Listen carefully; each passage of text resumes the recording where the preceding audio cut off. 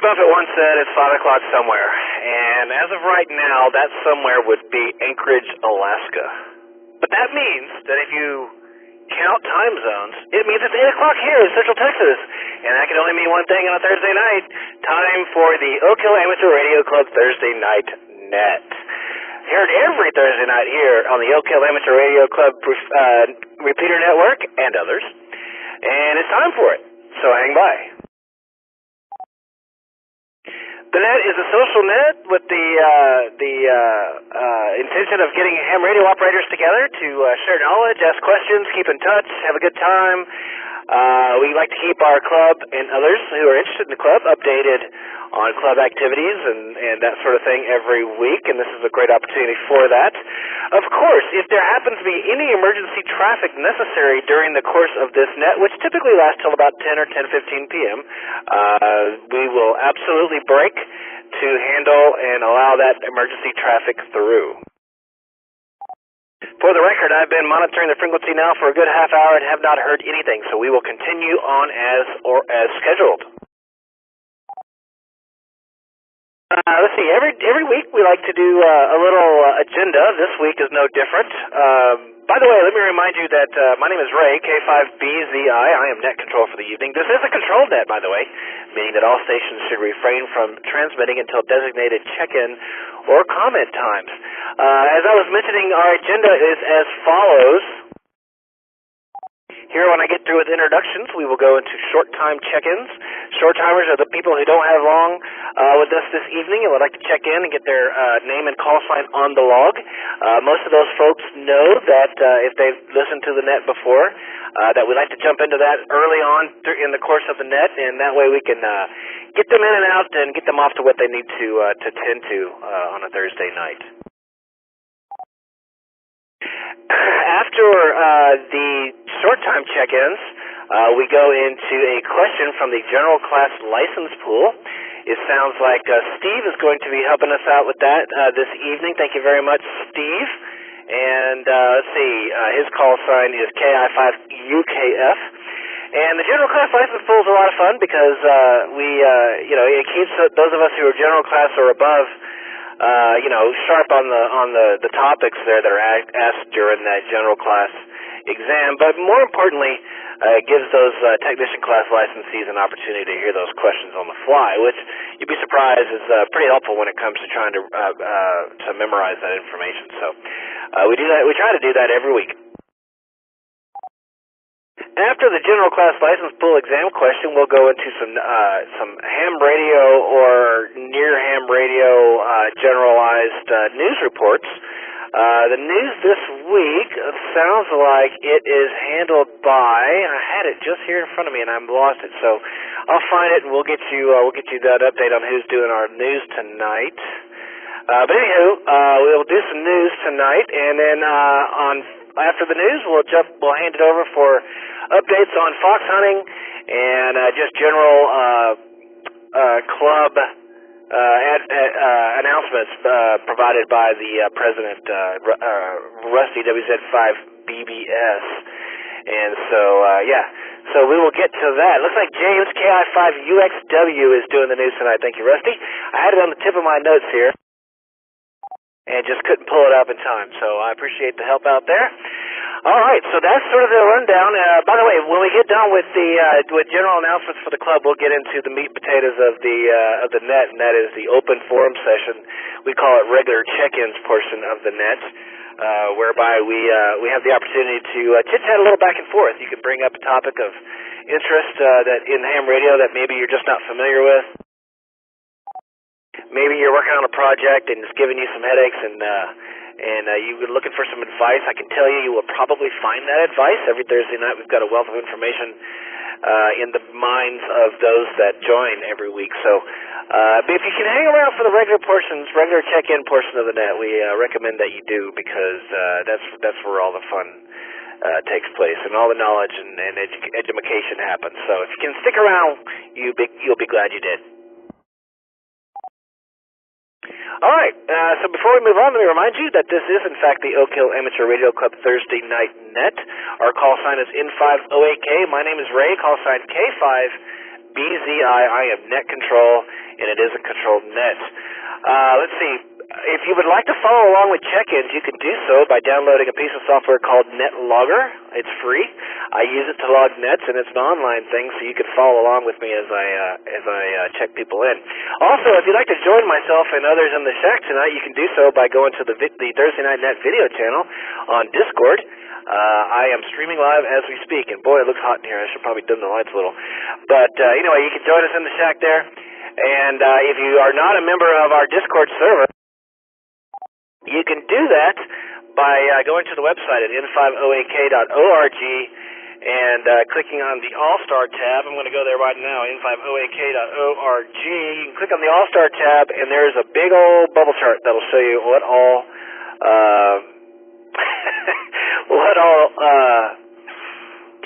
nodes are connected tonight. And I just realized that I just transitioned right from telling you about Discord to telling you about the bubble chart. But yeah, you can join Discord there as well. So looking at the bubble chart, I just want to shout out to Kyle, KA5D, and the UT system there for joining as always.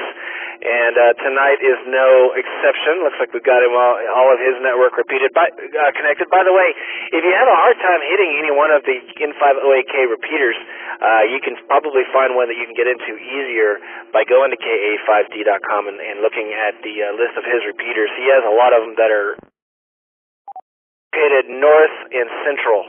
So if that represents your location, then you might be able to get in a little better that way. Also, as always, we've got the KE5RS network connected in through the Oak system tonight. Welcome in, guys, and the K5TNT is in here. And it looks like we got Martindale, KI5WSU, and via that connection, we've got KG5QBQ. So good to have you guys connected tonight. And, of course, AI5 Alpha, the Portapeter, and the 220 node is connected tonight as well. So thanks, everybody, for joining in tonight, and I'm sure there will be more.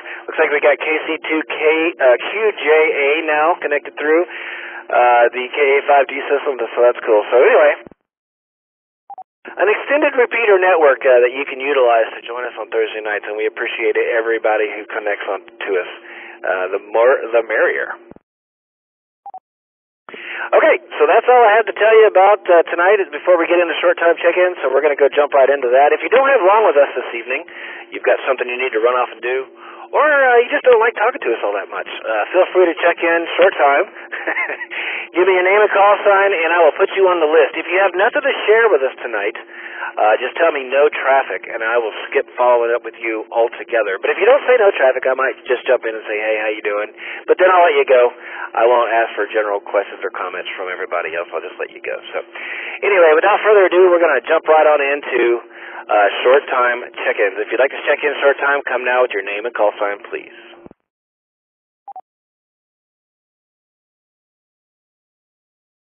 This is Kilo India 6, Hotel Quebec Tango, Cannon, South Austin, no traffic.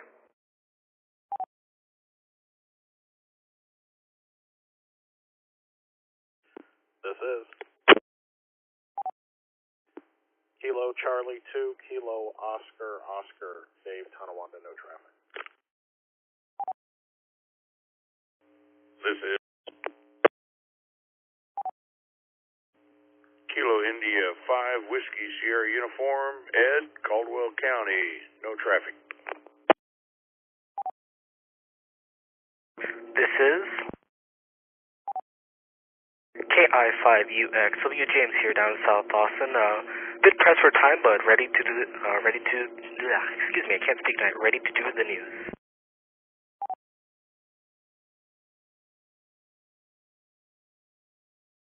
This is Kilo India 5, Whiskey Lima Foxtrot, Stephen and Kyle, no traffic. This is Kilo Charlie 5, Alpha Juliet Echo, Chad, South Austin, no traffic. This is Kilo India 5, Yankee India Alpha, Marshall, South Austin. I have a question for later. Marshall, give me your call again real quick. I got backtracked there. Go ahead. It is Kilo India 5 Yankee India Alpha. Over. Okay, Marshall, got you on the log. I'll check back with you here in just a second. Anybody else want to check in short time? This is Kilo India 5 Zulu India Echo. No real serious traffic. I'm new to this. I had a quick question, and I was just kind of wondering which HF radio I should get. I'm sure that'll only take a couple of seconds to answer that. So thank you, appreciate that. This is John.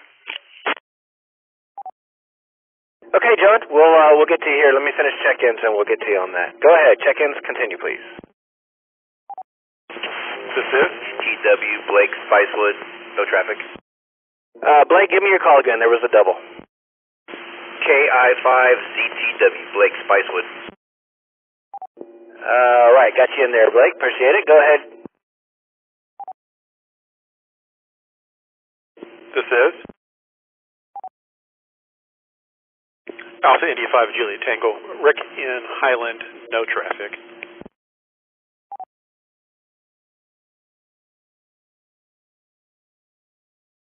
This is Kilo India 5 Zulu India Bravo, Brandon in South Austin, no traffic.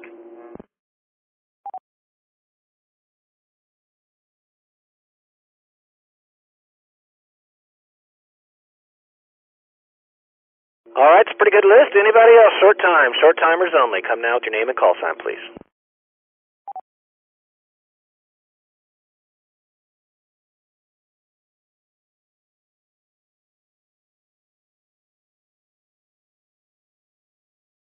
All right.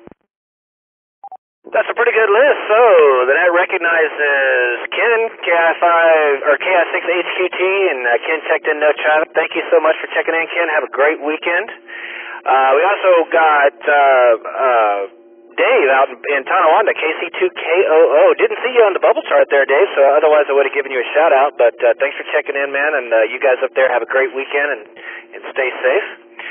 Next on my list was Edward, KI5WSU, Whiskey Sierra Uniform. He checked in, no traffic as well. We had KI5UXW check in, no traffic also. Have a great weekend. Let's see, Steven, KI5WLF, Whiskey Lima Fox checked in, no traffic as well. Thanks for checking in, Steve. Have a great weekend. Chad, KJ58 Alpha Juliet Echo checked in, no traffic. Thank you, sir. Have a great weekend. We'll catch you later. And first question came from Marshall, Kilo India 5 Yankee India Alpha. Marshall, what's going on? Thanks, Ray. I've been off for a couple of weeks, had a little surgical procedure, which kind of kept me away from the radio. Here's my question. Since I'm a blind ham, and today I was on the computer trying to see how to get into Discord, and I know there's a big, I think it's a blue button to get into Discord, but being a blind person, with my talking computer, it doesn't tell me about that button.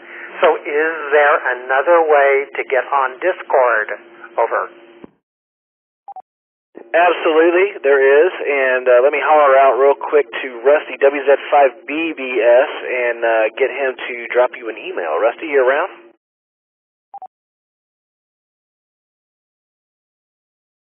Yes, sir, I am. If you will copy, I'm not in front of the computer, if you will copy his email address and throw it in the net control channel, I will send him a link. Roger that. Marshall, you good on QRZ? Yes.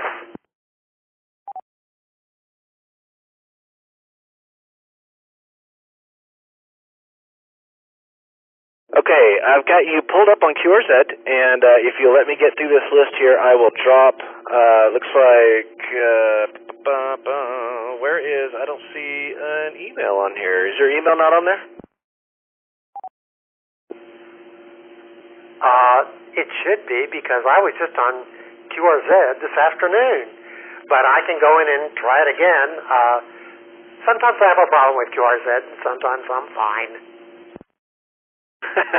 All right, man.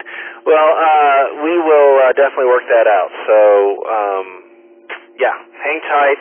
Do you need to rush off, or are you going to be lurking around a little while?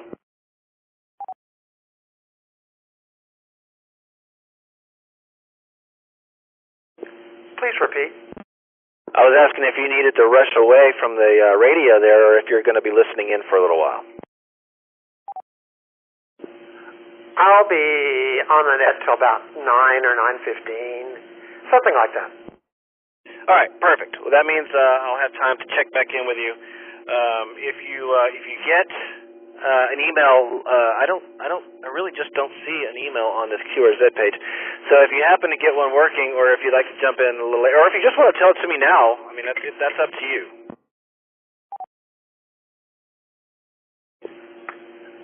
I don't have my computer on. I can turn it on and see if I can pull up QRZ and get to you. Okay, that's fine. Yeah. Cool. Just let me know when you get it on there, and we will shoot you an email, sir, and get that handled. And I'm sorry you had an issue with that. We'll talk to our web designer and make sure that he puts some tags on some of those buttons there, Rusty. Alrighty, sir. Well, thank you for checking in. Any other questions for us before we let you go? I'm clear. Thank you. All right, Marshall. Have a great one, and we'll check in next time around. Have a great weekend. Let's see. Next on my list was John, Kilo India 5, Zulu India Echo. John, what you got for us? Well, hey, this is Kilo India 5, Zulu India Echo. Yeah, no big deal. Quick question. Just wondering. Just new to this, so just a quick question. I was just wondering what HF radio I should get. Sure, just a quick response, is probably all that's required there. Thank you. Appreciate that. John, KI5ZIA. So, that is not one of the easier questions in ham radio. There's so many different functionalities and so many different brands to choose from and different price points and that sort of thing. Are you checking in short time because you need to step away and leave the radio, or can you hang out for regular check-ins? Because that would really be the place to ask that question. I was just kind of joking a little bit right there. I know that's like opening up a can of worms, but I will stick around for a while. But I would be curious to have anybody give their thoughts on that. I only said I might have to step away in case family stuff comes up. So, KI5ZIE. Okay, so you catfished me. I get it. I think everybody in Discord's laughing at me right now. I appreciate that. that would be a heck of a conversation, actually. And by the way, guys, that's a legitimate question. So if any of you lurk and have been sitting on that question, it has been brought up during nets before, and it is a lively conversation. So don't ever shy away from asking any question on this net. We are definitely, we all have an opinion for darn sure. Alrighty, man. Well, thanks, John, for checking in, and hopefully you can stick around for regular check-ins, and otherwise have a great weekend, and we'll catch you later down the road. Let's see, next on my list was Blake, Kilo India 5 Z Tango Whiskey, ZTW. Blake, are you still with us? I don't remember if you said no traffic or not. I'm still here. It's my first time at on this net, so just kicking back and listening. Oh, right on. Well, welcome, man. Are you KI5Z? So that's probably a pretty new call sign. How long have you been at ham? Right at just about 4 weeks tomorrow. Roger that, dude. Well, congratulations on the new call, and glad you joined us, man. And hopefully you can stick around a little bit, and feel free to jump in during regular check-ins if you'd like. Are you with us on Discord? I am. I joined, I think, Monday night. Awesome. Well, great to have you, dude, and I look forward to meeting you in person one day. And feel free to stick around and jump in if you can later on. All right, well, the other two check-ins I had, guys, were no traffic. That was Rick, Alpha India 5, Juliet Tango, and Brandon, KI5ZIB. Sounds like another 4-weeker, so maybe Brandon and Blake were in the same class. But anyhow, wraps up my first round of check-ins. You're listening to the Oak Hill Amateur Radio Club Thursday Night Net. We're here every Thursday night at 8 p.m., 5 o'clock Anchorage time. that was a reference to how I started the net, if you joined us late. And my name's Ray, call sign K5BZI, and I am net control for the evening. And Anderson loves my jokes. If you would like to check in short time, I'm still doing short time check-ins. If you'd like to join me in the shack with Anderson and the other gang, come down to the Discord video channel and join us. But if you'd like to check in short time, I'll do another round real quick. Short timers only. If you don't have along with us tonight, come with your name and call sign, please.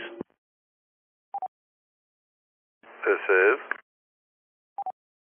KV5TX. Short time, no traffic. I may recheck later if I finish work.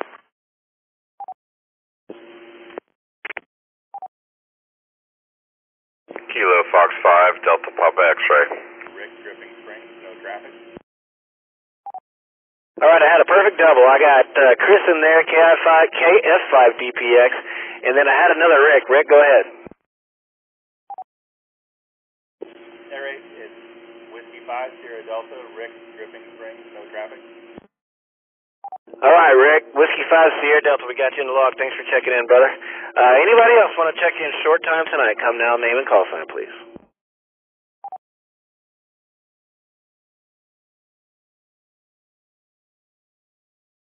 Not a herd, so we'll jump back over to Chris and find out. First of all, say hi to the other Chris, KV5TX, and tell him thank you for helping us out with some repeater work this evening, and we hope you get off work sooner than later. Thanks for checking in. Otherwise, if we don't hear from you, have a great weekend. And then we'll go check in with Chris, KF5DPX, and find out what he's been up to. Chris, what's new, man? Oh, not a whole lot. Just trying to, I don't know, I upgraded the firmware on my Lab 599, and I have potential for doing a POTA activation this weekend, the Blanco State Park, so that's about all I got going on.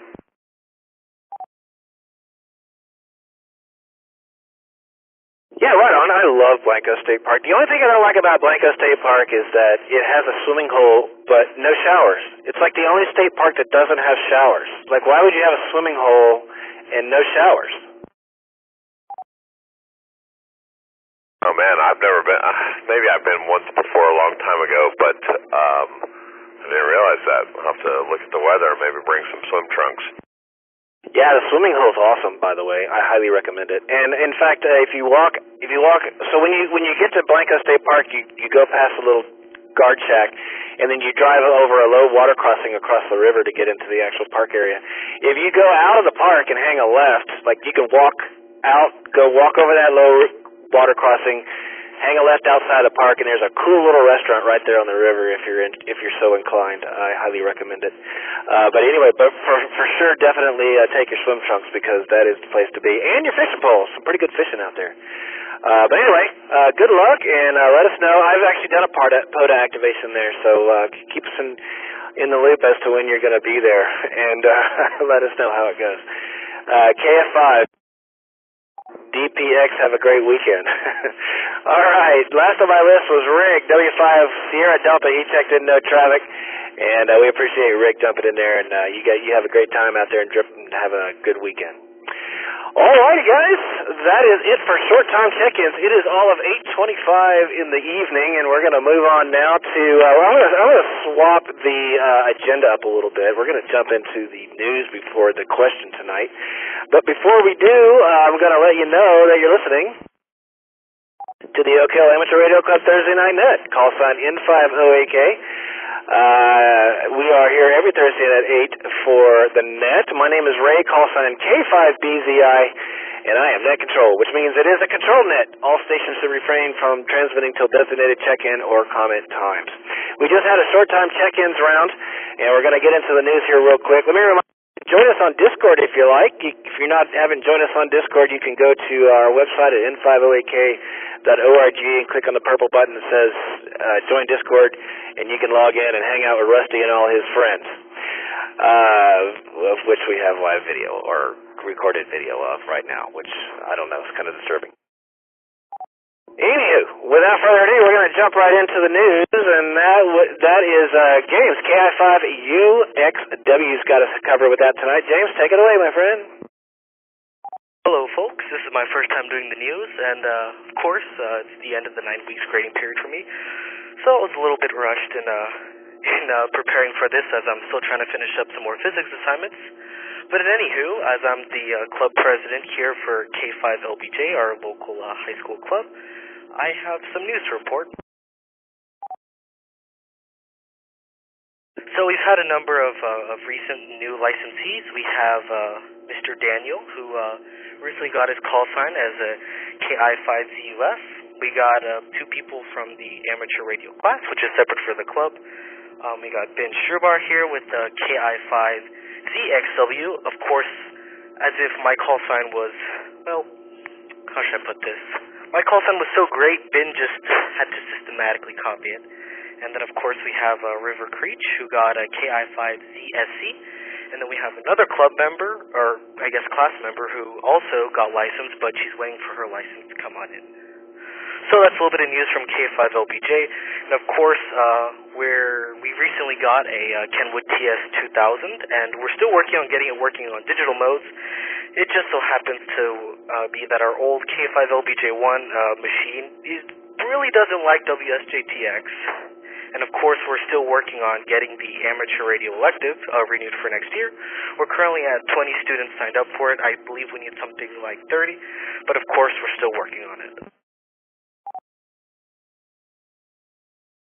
And a little bit of space news here, since I also run Los's Astronomy Club, right here from that link that Rusty provided. We got here that 4 astronauts are now aboard the International Space Station. The crew includes the first from the UAE to fly aboard a commercial mission. He also happens to be an amateur radio operator. This 4 new slew of recent astronauts, 3 of which are licensed amateur radio operators, arrived on the ISS Friday, March 3rd for a 6-month stay in orbit. One of them, astronaut Sultan Al-Nayadi, KI5VTV, is also making his first trip to space. The Crew 6 launch took place a day earlier from the Kennedy Space Center in Florida, and the other members of the team are Mission Commander Stephen Bowen, KI5BKB, pilot Warren Woody Hoberg, KB3HTZ, and like Al-Nayadi, is making his very first spaceflight. The crew will include a variety of experiments, including the study of the way that certain materials burn in microgravity, and the examination of microbial samples collected from outside the solar system. And this would be NASA's 6th crew to use the commercial SpaceX transport system. So let's go SpaceX. And a little bit of Nintendo news, because I'm a huge Nintendo fan. As I'm sure we all know, tomorrow is March 10th, or the official Mario Day. So do be sure to go pick up an old favorite console, or go take your Switch out of the drawer and play some Mario tomorrow. Also, Metroid Fusion, the Game Boy Advance Classic, was finally released on Nintendo Switch Online for the expansion pass. For those of y'all who are willing to pay the near ridiculous, in my opinion, $70 a year, you can enjoy a number of Game Boy Advance and Nintendo 64 games on your Nintendo Switch. But if you're not willing to pay $70 a year, or rather pay $20 a year, you can still play the classic from the 90s, Super Metroid.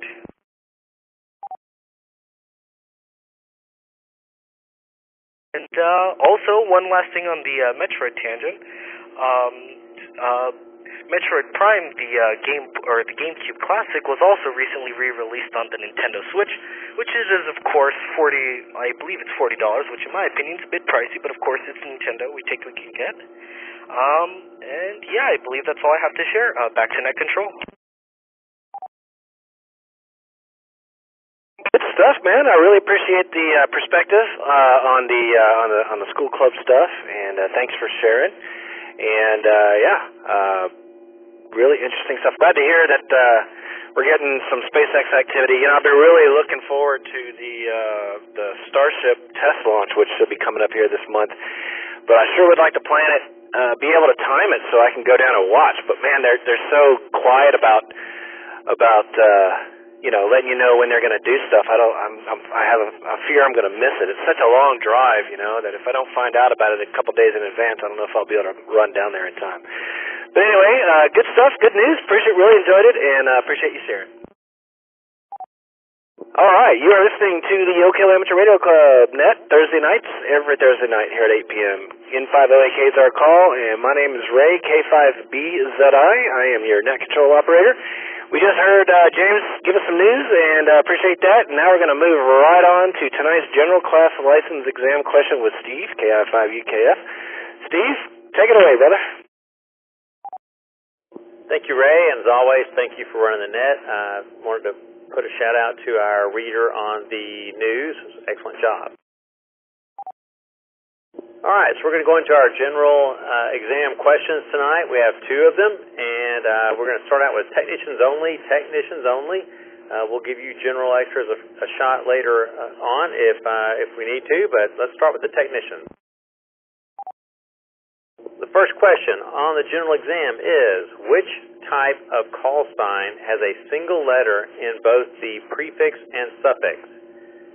The possible answers are alpha, A, vanity, B, sequential, C, special event, or D, in memoriam.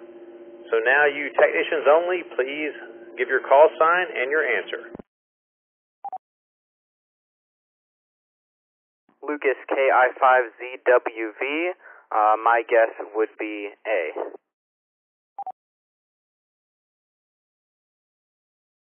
Thank you, Lucas. Anyone else want to try and answer technician only at this point?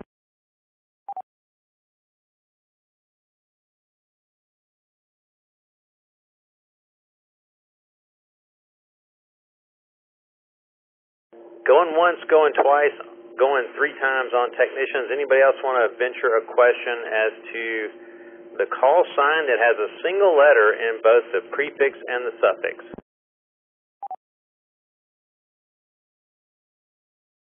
Okay, then let's open it up to you generals, which would include myself, and then the extras, which is like the really, really smart people in the room, front row seaters, and try and give your answer.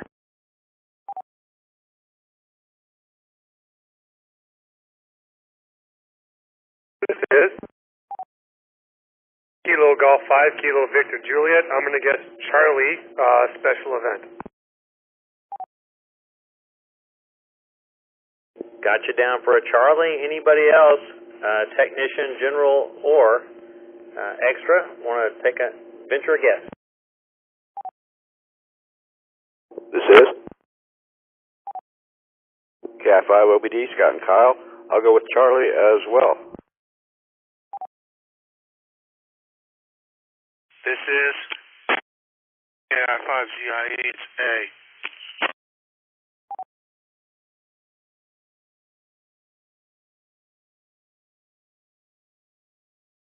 And anyone else, any class, want to give us a guess on the single letter in both prefix and suffix? What type of call sign is that exactly? You got your choices of A, vanity, B, sequential, C, special event, or D, in memoriam.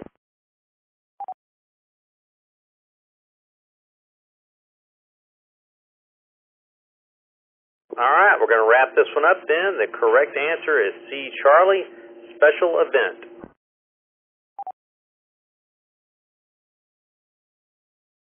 All right, let's move on to the second question of the night off of the general exam. This is going to be, again, only technicians answering, technicians only. Which of the following might be happening when VHF signals are being received from long distances? A. Signals are being reflected from outer space. B. Signals are arriving by subsurface ducting. C. Signals are being reflected by lightning storms in your area. Or D. Signals are being refracted from a sporadic E layer. Technicians only, please.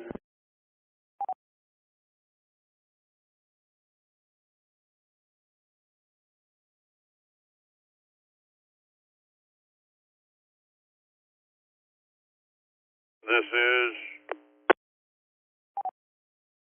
Kilo Indy 5, Whiskey Sierra Uniform, going with Bravo.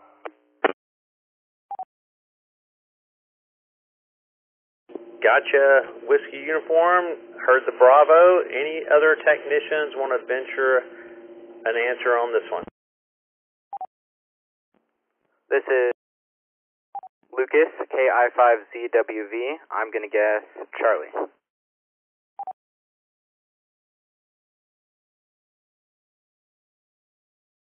Heard the Charlie. Anyone else on the technician class want to give it a shot?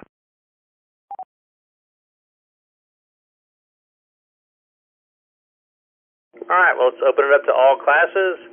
Extra, general, technician. If there's any of you that didn't get that answer in, which of these might be happening when VHF signals are being received from long distances? A, signals are reflected from outer space. B, signals arriving by subsurface ducting. C, signals are being reflected by lightning storms in your area. Or D, signals are being refracted from the sporadic E layer.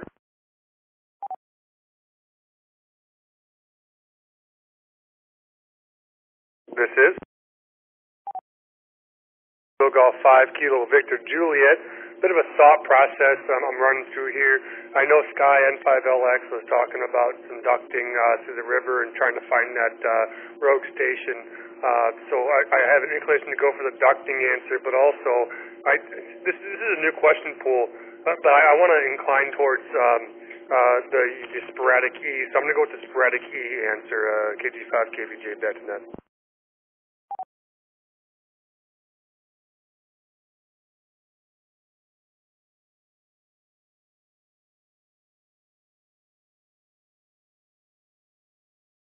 Anyone else, any class, please feel free to give your call sign and your answer. This is India 5 Zulu India Echo. Answer is Echo E.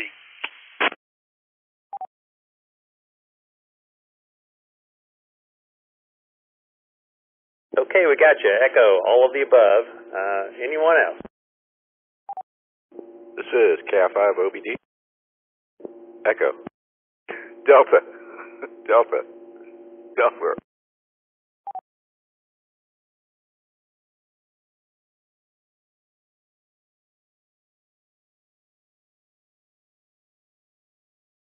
Calling all players, calling all players. Anyone else want to give this second general class exam question a shot? VBS, put me down for Alpha.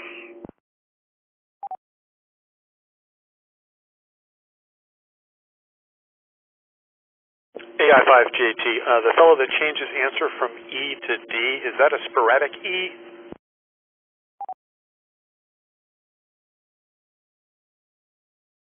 Tis.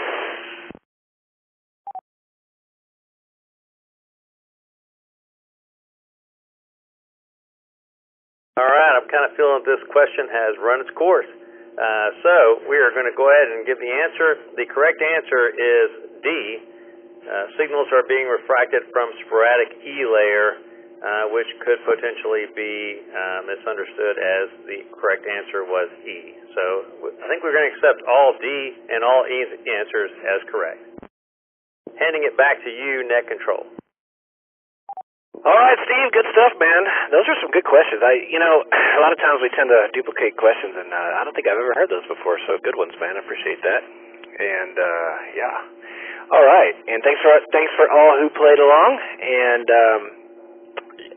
even the sporadic answers were worthy this time around. All right, so, yeah, this is the Oakland Amateur Radio Club Thursday Night Net. I always say it the same way. Every time I say that, I feel like I should mix it up a little, but it just comes out so smooth. I've been doing it so long. Our call sign is N5OAK, and my name is Ray, call sign K5BZI. I am Net Control for the evening.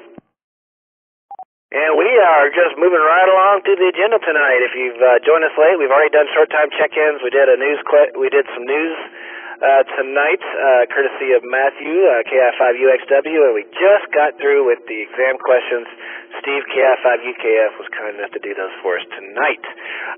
Next on the agenda is Fox News, and per usual, Jeffrey does that for us. And let's see if KI5MBF is available tonight. You around, Jeffrey? If not, we're going to let Rusty handle it.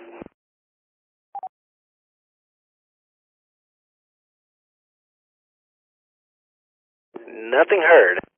So, Fox Hunt News, it sounds like Rusty's got some updates for us. Go ahead, Rusty. So we don't have any normal, if you will, fox hunts for the weekend, and we didn't have one last weekend. But we have gotten some crazy signals going out on the 147-320 frequency, primarily in South Austin. So we're putting the club to work, and we want to know where you hear it.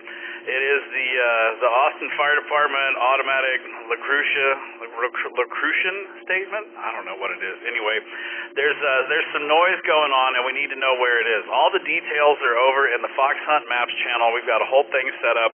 We are offering out a $25 Specs gift card for anybody that can find the address. We're going to send Anderson over there and scare the bejesus out of him.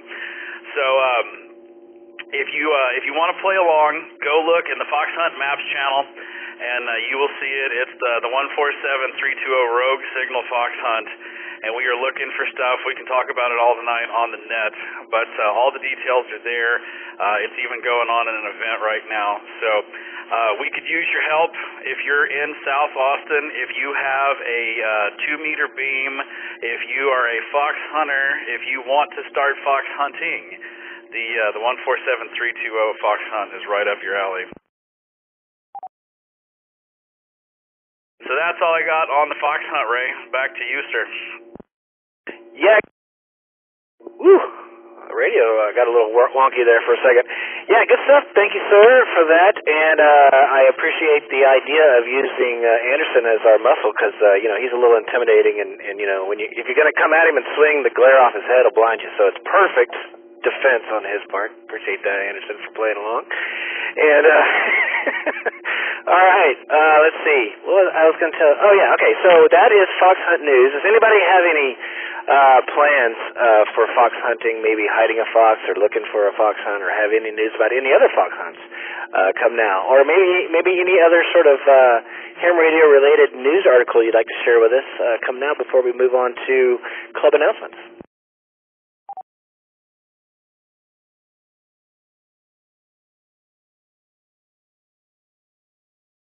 Alrighty, nothing heard. Well, then I'll let Rusty take it away with general club announcements and social event updates. WZ5BBS, go right ahead again, please.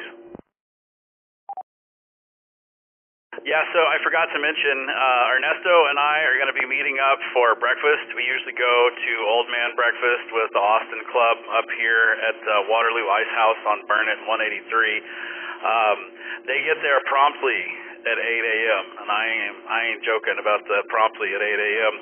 So we were going to meet up and go have breakfast before we go out looking for signals on Saturday morning, but we would love to get a group of people together on Saturday if we can. We do not have to go to Old Man Breakfast. We can totally move breakfast to South Austin since that's where all the crazy signals are.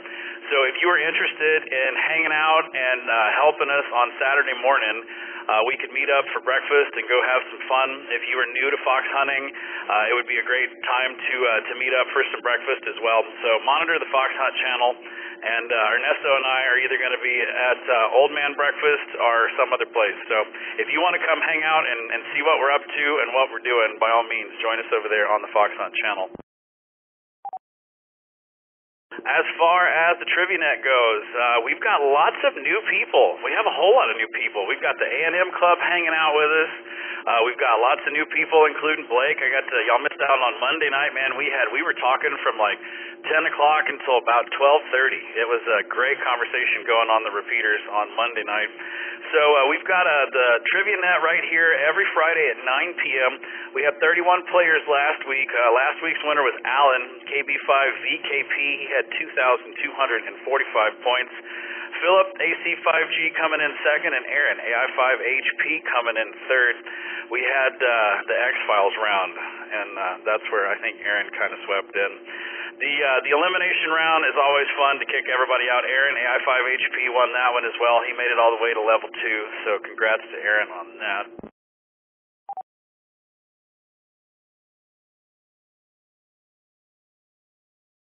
As far as official player rankings go, Alan, KB5VKP is in the number 1 seat. Karin, KI5ZPA, another new member, she is in the number 2 spot, and Jared, N5AFC, is in the number 3 spot. Anybody can play. All you need is a smartphone, tablet, or a computer. The bingo starts at 8:30, so you got something to do while you're hanging out waiting for the net to begin. To check out the player rankings, stats, net logs, any information that you want to know about the Friday Night Trivia Net, head over to n5oak.org and click on the Trivia Net tab.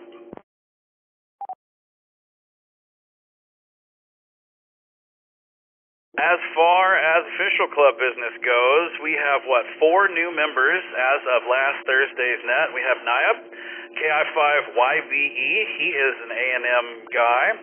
We got Kevin, KK7KOE. Kevin came out and hung out with us for lunch on Wednesday. It was good to meet you, man.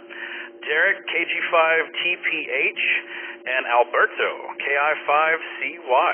So if you see them in the Discord or on the repeaters, make sure that you say hi. The next club meeting is Saturday, April 22nd at the Austin Public Library. All the info is on the website as well as the meeting channel on Discord. We are graced with George, K5TR, is going to be hanging out with us at the meeting and telling us all about contesting and owning an antenna farm and any other things that we can ask him. So if you want to come hang out with George, K5TR, and learn all the ins and outs of how to be a super contester, it's going to be a whole lot of fun. We also are starting up our very own N5OAK testing session. It'll be after every club meeting at least. We might be doing more than that. So April 22nd, if it's time to upgrade or get your buddy licensed, you can come do it after the club meeting. Philip and I did a test session, an online session today. I'll talk about that more later. But it was super fun. Things are coming together on that. We're not like 100% there, but we are so close. So I will keep you all informed on what's going on, and we'll get you in there so that y'all can sign up as soon as possible. Like I said, for the fox hunts, we're going to go and search out for all the rogue signals on the 147320. So if you are interested in meeting up for breakfast on Saturday, go talk to us over in the Fox Hunt channel, and we're going to be driving around and having some fun and looking for crazy RF. No new updates on the Civil Air Patrol other than we are still in motion on that. Every Monday at 8 p.m. now we're linking up with the Texas A&M crew, so for their Monday night net, it was a whole lot of fun. On Monday was the last one, so if you were wondering what that was, from now on Mondays at 8 p.m. we got the Texas A&M guys hanging out with us. I'd like to thank all the fellas that showed up on Wednesday for the Chinese buffet. Nobody got COVID like we got it on the pizza on Saturday, so speaking of, I hope you're feeling better there, Rick. So yeah, we got to hang out with N5APD, Danny. He's over with the Highland Lakes Club, and he hangs out with KI5UYD. It was good to hang out with you, man, and spend some time. So let's see, that's about it. If you're new to the club and you want to know all the crazy things that we're up to, you can go subscribe to the official club calendar. Head over to n5oak.org and click on the calendar tab, and you can make all of that happen. I've also got some new photos and fun stuff up on the website, and yeah, I'll work on the Discord button. It's an app, it's a little Java applet thing that's up there, so we'll figure something out. And Marshall, if you're still listening, I looked on QRZ, I don't see your email, so we'll get your email on the net, and I will send you a link over there so that you can be a part of the Discord. We've got a couple of guys that are blind that are on there, and they say it's kind of half-assed with the reader and all that kinds of stuff, so it might give you some problems, but we'll get you in nonetheless. That's all I got, man. Thanks for running the net, Ray. K5BZI, WZ5BBS. Back to net control. Okay, Senior Rusty, I appreciate that. That's good stuff, and thanks for commenting about all of the social events. There have been plenty as of late. Just in the last week, we've had two food get-togethers, as you mentioned, Pine House Pizza. Sorry to hear about you, Rick, there. Hope you're feeling better. Don't order the COVID pizza at Pine House. It'll get you sick. And, the Northy's Chinese buffet, man, those That's, it's funny because I was just really kind of rolling out of bed when you guys were already meeting for lunch at up north, so that wasn't happening. All right, man. Well, let's see. I'm going to throw out there real quick. I know it's still quite a ways down the road, but you never know. It's going to come right around the corner. Before you know it, it's going to be Summer Field Day, guys. And let's not forget that we have a Field Day channel on Discord, and we are definitely doing Ranch 3232 again this year. A lot of us have already booked spaces, so we recommend that you, in fact, do go book a space. We're going to have a good time, as per always. So in case you don't, one of the reasons we pick Ranch 3232, well, several reasons. One is it's close enough. Two, it has both RV spaces and cabins, and as far as I know, there are still cabins available. If you've never done a summer field day with the club, it is highly recommended, in fact, almost mandatory, unless you're just plain nuts, to have air conditioning. During the last weekend of June is when Summer Field Day happens, the last weekend of June, and it's always brutally hot and humid that weekend. So if you'd like to join us for Summer Field Day this year, we will be between Johnson City and Dripping Springs out there just down the street from Pedernales Falls State Park at Ranch 3232, and there are spaces there should be still spaces available for that weekend. And we do, in fact, there are tent spaces there, but again, just from experience, we've been doing it for years now. I don't recommend you pitching a tent out there unless you just can handle the heat, and like sleeping in a sauna, because it's always super humid as well. I had posted a map on the Field Day channel of what had already been booked and where we're going to be, and so if you book a site out at Ranch 3232, please by all means let us know on the Field Day channel which site you booked, and I will update the map there so that it represents you as well. So go check out Field Day. Let's not forget about it. It's coming around, and the longer you wait to book a site, the less availability there will be, so I recommend that you jump on there as soon as possible. All right, anybody else have any other announcements or newsworthy items before we move on the net tonight?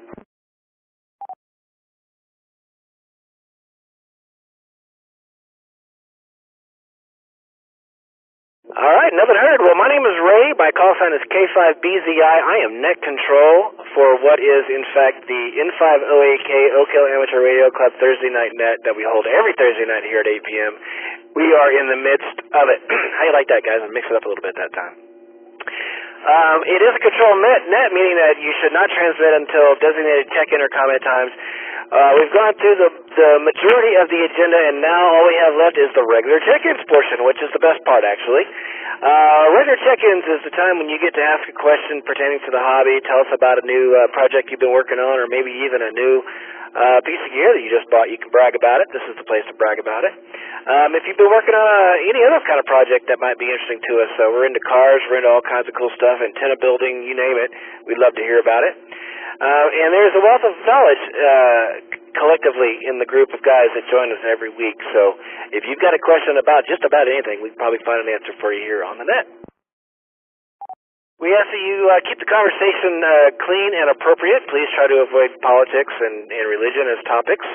And let me remind you that you do not have to be a club member. In fact, we encourage any and all licensed amateur radio operators to join us on the net. If you'd like to follow along as I check folks in, you can do so by downloading a free piece of software called NetLogger. You can find it at netlogger.org.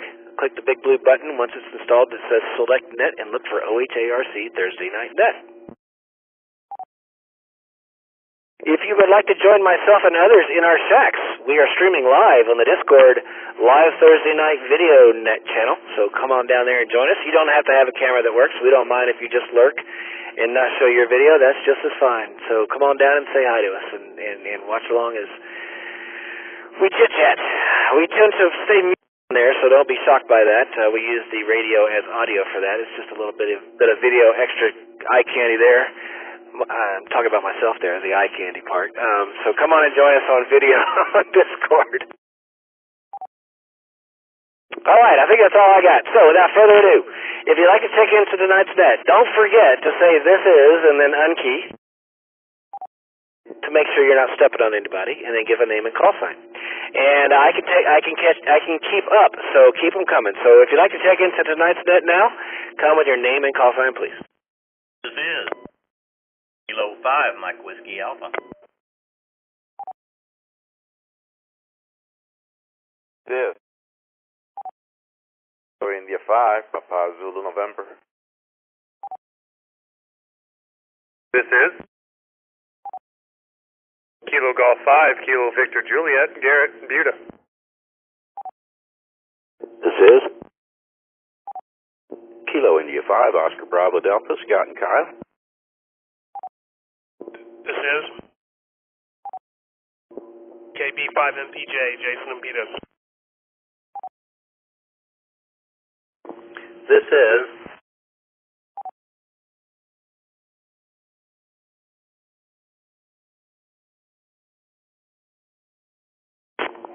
This is Kilo India 5, Uniform Kilo Foxtrot, Steve in Tripping Springs. This is Kilo India 5, Zulu India Echo, North Austin. This is Alpha Charlie 5 Golf, Philip East Austin. This is K9LZY, Rob.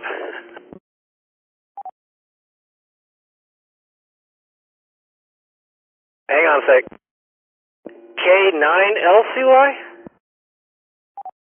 Kilo 9, Lima Zulu Yankee. Okay, got you, Rob. Thanks.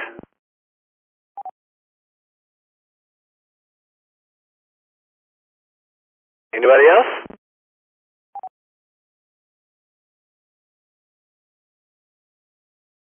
All right. Nothing heard. Let's jump to the top of the list. Talk to Mike, K5MWA. That was either spaghetti or ramen. It looked like spaghetti. What was it, Mike? It was spaghetti, and it was homemade, fresh ground beef, whole 9 yards. It's one of the few things my wife can eat, and it's gluten-free, because I use gluten-free pasta. A good one, absolutely good. Anyway, let's see what's been going on this week. Well, let me tell you. So I've been carrying that old Anytone 10-meter radio in the truck with me for a few days, and just plug it in place of my dual band whenever I get parked, because the antenna I have is one of those Comet UHV4 quad band antennas that'll handle 10 meters, 6 meters, 2 meters, and 70 centimeters. And so, let's see, I've made a few contacts over the week with it, but this morning around 10:30 or 11 o'clock, one of my contractors was riding with me in the truck, and he was holding the radio up to keep it from flopping over on me, because I thought, it's just temporary there. And so I flipped over on 10 meters, and I heard W1AW on there out of Connecticut. I got them, and then flipped over a few more cycles there, and I found an Italy Zulu station just south of Genoa in Italy, and I threw my call sign out there and said mobile, and he answered me. And this is mobile while driving, and so I was quite pleased with that. And then I picked up a guy in Idaho on the way home. So there you go. That's my week. So any comment from the fellow employee when you made a contact with Connecticut and then turned around and talked to India or Italy? Well, he'd been hearing me talk about this stuff for a while, and I'll show him what I've been doing on the log here and there. I'm trying to tweak some interest in him, and he was just kind of a wow factor was kind of there. I said, yeah, that was a guy in Italy, and he's like, wow. Yeah, I think that a lot of times when folks aren't exposed to it, when they hear it for the first time, they don't, maybe something in them doesn't quite believe. Like, is that guy really in Italy? You just talked to him on a CB? Like, what the heck, So yeah, I think that takes a little. I mean, I know that I was that way when I first was introduced to ham radio. I was like, that person you're talking to is really in Italy. I was like, wow, okay. So that's cool, man. And I'm glad to hear you're making contacts mobile. That's pretty awesome. Go ahead. I've got to scoot for a sec. The wife's calling me. I'll be back later. Okay, roger that, man. We'll put you on the side burner there, and go check in with Ernesto. KI5PZN, Ernesto, man. Did you get your antennas back up, man? KI5PZN, yes, sir. Finally. Took me forever, but it's funny because I heard Mike earlier talk about that contact, but I was busy, and then a few minutes later I called him and he was gone. And I was gonna ask him tonight, but he's left already. On the amount, if he comes back, I guess you don't mind asking him how much power he was pushing on that radio. But anyway, let's see. Busy week. Had lunch with the guys on Wednesday. Well, that's yesterday. I guess every day's the same. That was fun. Great time there. And let's see, not a whole lot of radio. Well, do a little bit of radio at night, but been busy with work. Let it reset. Put the back up. Took the back cross arm down. I don't do that anymore, and it just works better now with against the wind. Get less resistant. Let's see. I think that's about it. I think there's stuff to say, but I kind of forgot half of them. This is KI5PZN. Back to net. So you met Rusty at the Chinese buffet, what was it, yesterday, right? Yes, sir, and I didn't have to take a single Alka-Seltzer. So what's your go-to on the buffet there? Is it like chow mein, or do you go for the sushi stuff? Oh man, I act and Rusty made fun of me. I act like a little, 8-year-old kid there. I fill my plate like, I don't know, the thing usually it's like 8 inches tall. It's a pile of stuff, and it has a little bit of everything, including the pizza that people don't eat. I'll eat that too. Everything. I'll go for broke. Does Rusty get an ice cream on the way out the door? No, Rusty got some dessert yesterday, and I think it's funny, it was like a little brownie, a little cupcake, I don't know what else, and everything looked pretty awful, and he confirmed he couldn't eat them. But the food itself is really good, in my opinion. It's delicious. Yeah, roger that. Couldn't eat them. Okay, quote unquote. All right, roger that, man. Well, guys, we've got Ernesto here with us, and KI5PZN just got his antennas back up, and he doesn't eat dessert when he goes to buffets. So if you'd like to come chime in and say hi to Ernesto, come now with your name and call sign. KI5, UKF. Yeah, go ahead. Hey, Ernesto, I know you and I talked earlier on Simplex about your antennas, but just curious if you put anything else up other than the dipole that you're putting back up. I know you told me that you had been running an in-fed half wave and you were switching to a dipole, so are you putting something else up? So far I have that in-fed, that 135 feet wire. I am going to build, once I get the ladder line, the dipole, and dipole with the tuner. She's tuned from 80 to 6 meters. But the other antenna that I have is it's a Tram 1480, I think that's the one. It's 2 meters and 70 centimeters. I bought it at Home Depot, and that's the one like way up there, probably like 30-something feet up there. And then I have another vertical for 10, let me let it reset. The vertical covers 10 through 12. I checked it the other day, and it works on those 3 bands, and it's a really long vertical. It's like 24 feet, just the antenna, and then it's way up there, 30-something feet. But yeah, I had a couple of loops that I took down. I don't. I had a loop for band for 70 centimeters. You can't see the amount of traffic that's there, and another loop for 220 single sideband too, and it's just not worth having those things up there. I left the 2-meter loop for single sideband. That one I left it up there. So just a quick follow-up question, Ernesto. all these different antennas you have outside, do you have an antenna switcher outside, or are you running multiple cables into your house? A bit of everything. It's a bunch of cables coming in, but then I have some switches on the wall by the radio, and I move those things around like a crazy maniac. But yeah, I have switches, and it's, you know, it's not pretty, but it gets the job done.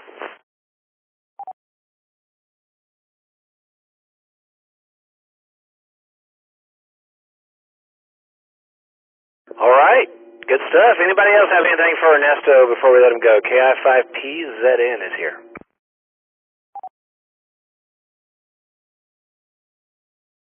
KI5 and OK. Go ahead, Anderson. Sorry, Ernesto. I was listening to your responses, and got me thinking, and I forgot I wanted to tell you thank you for the tower chunks that you gave me the other day. It was nice to drive over there and see your cute little beetle in the driveway, and then and grab that stuff. Sorry, it was during the wind down, so I couldn't say hi to you. But thanks again, man. KI5 and OK.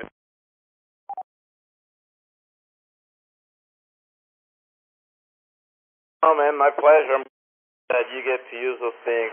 You know, you saw I wasn't using any of those things, so yeah, shame I couldn't say hi to you either. But I guess we'll connect again. And I guess for those of you listening, if you're bored on Sunday night, there's a net at 7:30 in the Wake and Wind Down net, and you can find us there too.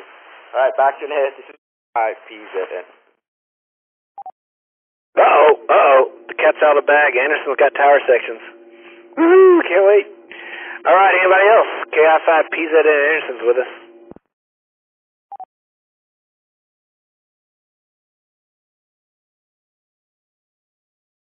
All right, Ernesto, thank you so much, and thanks for what you do on Sunday nights with the Wind Down Net, and give Maria a big hug for us, and tell her we said hello.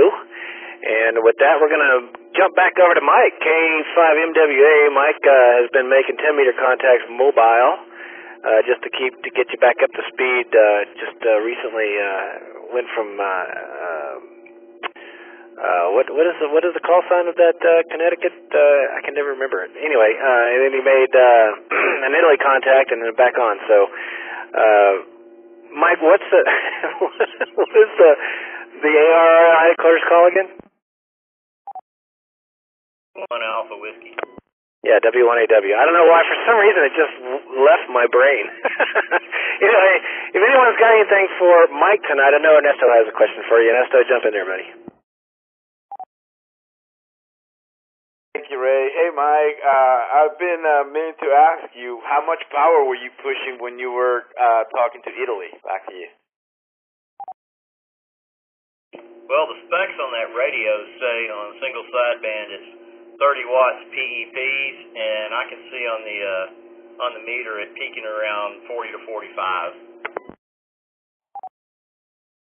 Wow, that's amazing. That is amazing. All right, that's wow. I'm really impressed. All right, man, that was it. Thank you for sharing that back to net. This is KI5PZN. I apologize if I've forgotten you shared already, Mike, but tell us about the antenna on that rig. This antenna is quite flexible. Well, not literally, but figuratively speaking. It is a Comet. What is that thing? Comet UHV4 multi-band mobile antenna. It'll do 6 meters, 10 meters, 2 meters, and 70 centimeters. It's generally designed to go with this TYT radio, this TYT radio I've got that's a quad bander, or the old Yaesu 8900 or something like that was a quad band radio. It's FM only, but I've been hooking up this sideband radio to it because it has 10 meters on it, and it gives me better SWR so far than my Shark RF that I was trying to use. Yeah, roger that, man. There you go. All right, well, appreciate that. Anybody have anything for Mike tonight? K5MWA in the house.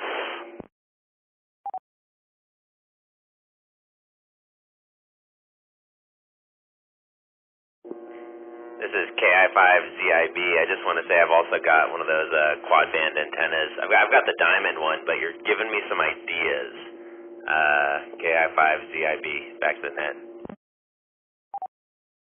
Yeah, there you go, man.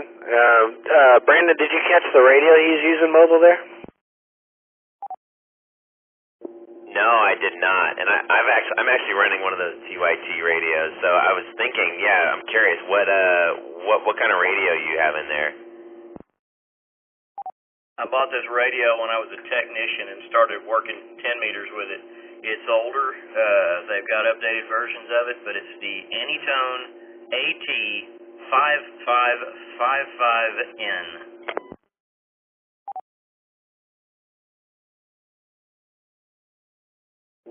All right, I got a note on that.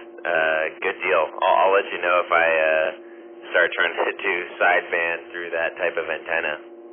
KI5ZIB. I think if you look up the specs, I think the last 5N of that model number means 59, right? CW. Maybe that's it's such a good radio they just put it right in the serial number. All right. Anybody else have anything for Mike? K5MWA's with us. Come down with your name and call sign.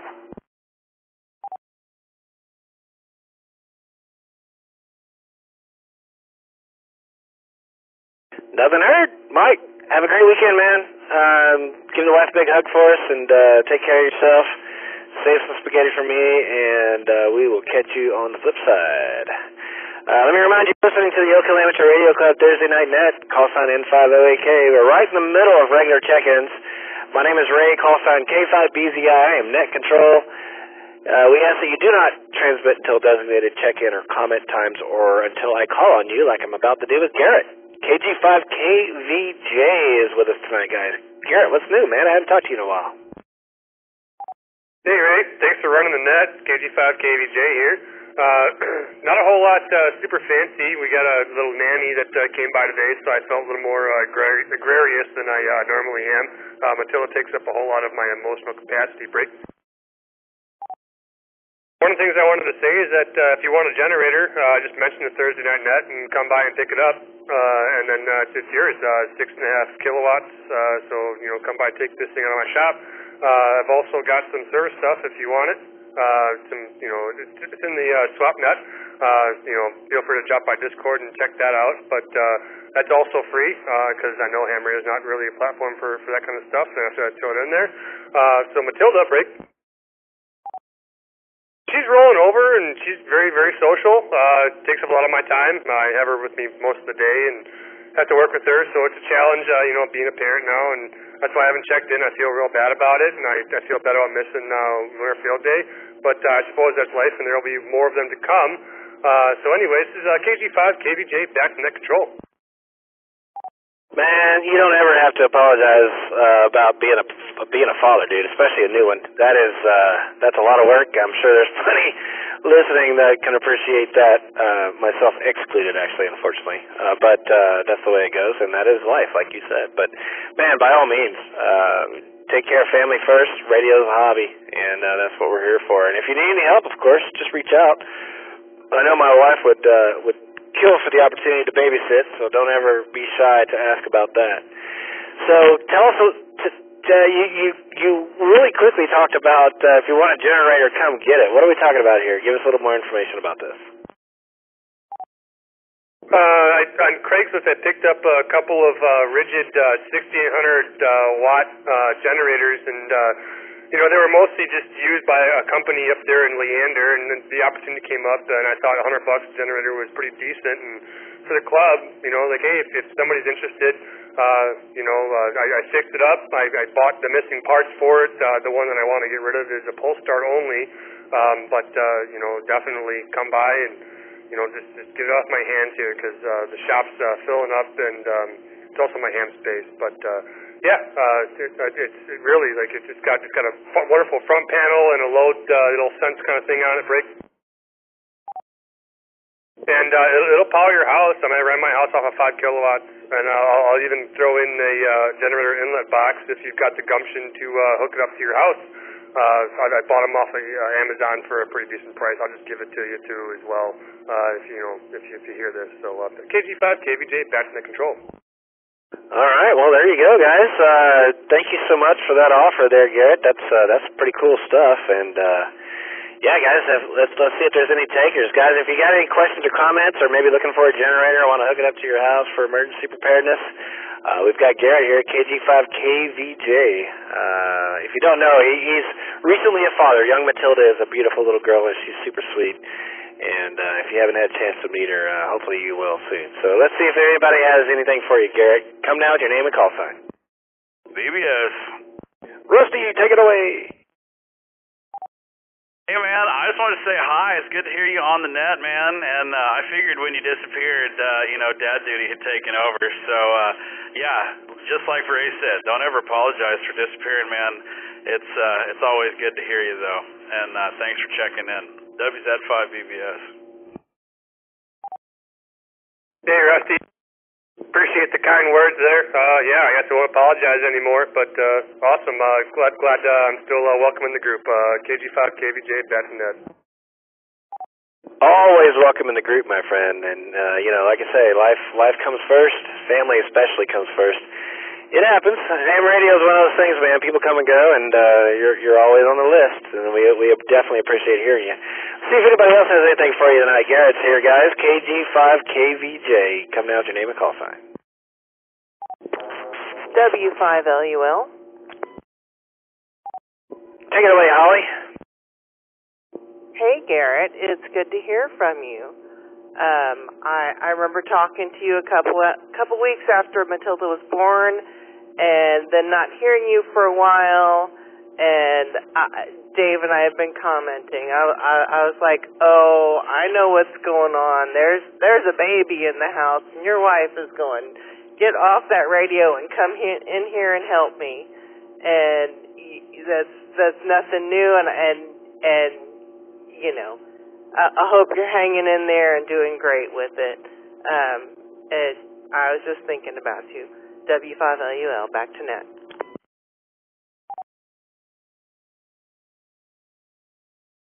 She said back to net, but I'll let you reply, Garrett. Go ahead. Appreciate that, Ray. Appreciate the good vibes, I suppose, as they say nowadays, Holly. The prayers, I suppose, is what they really were. Yeah, absolutely. It's a challenge, and we're learning to work through it. And Leah had her teeth pulled today. What was it? Her wisdom teeth pulled today. So I'm also dealing with that.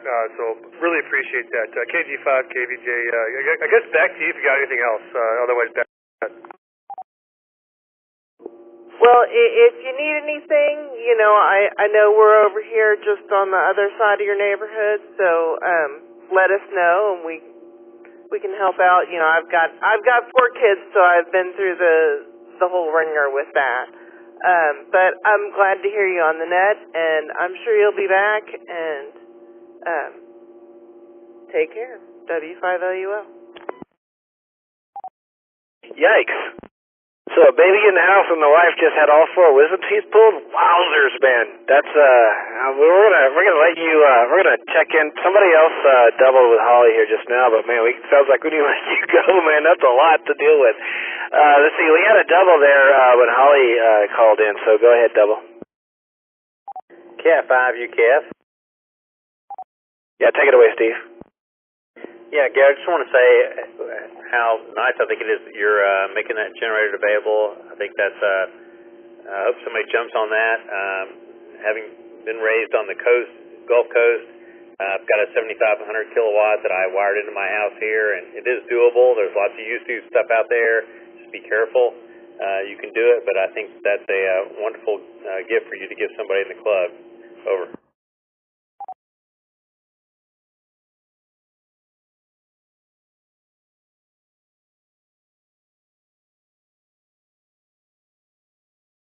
All right. Anybody else got anything for Garrett tonight? KG5KVJ's with us. Yeah, 5B's okay. I think I heard somebody else double in there maybe when you said take it away, but we'll let him hit up next. I know I'll sound like a broken record, but if you need anything, everybody's here for you. And everybody is right. Enjoy the time now, because mine's 4. And she gets real sassy and she starts back talking you, and so enjoy it when they're just rolling over and being super sweet, because pretty soon you're gonna be like, you know, give me a break. So if you need anything, you know, I'm real close. Ray's real close. A lot of people are around just for a helping hand, but don't feel bad doing a hobby. You know, just get as much baby time as you can.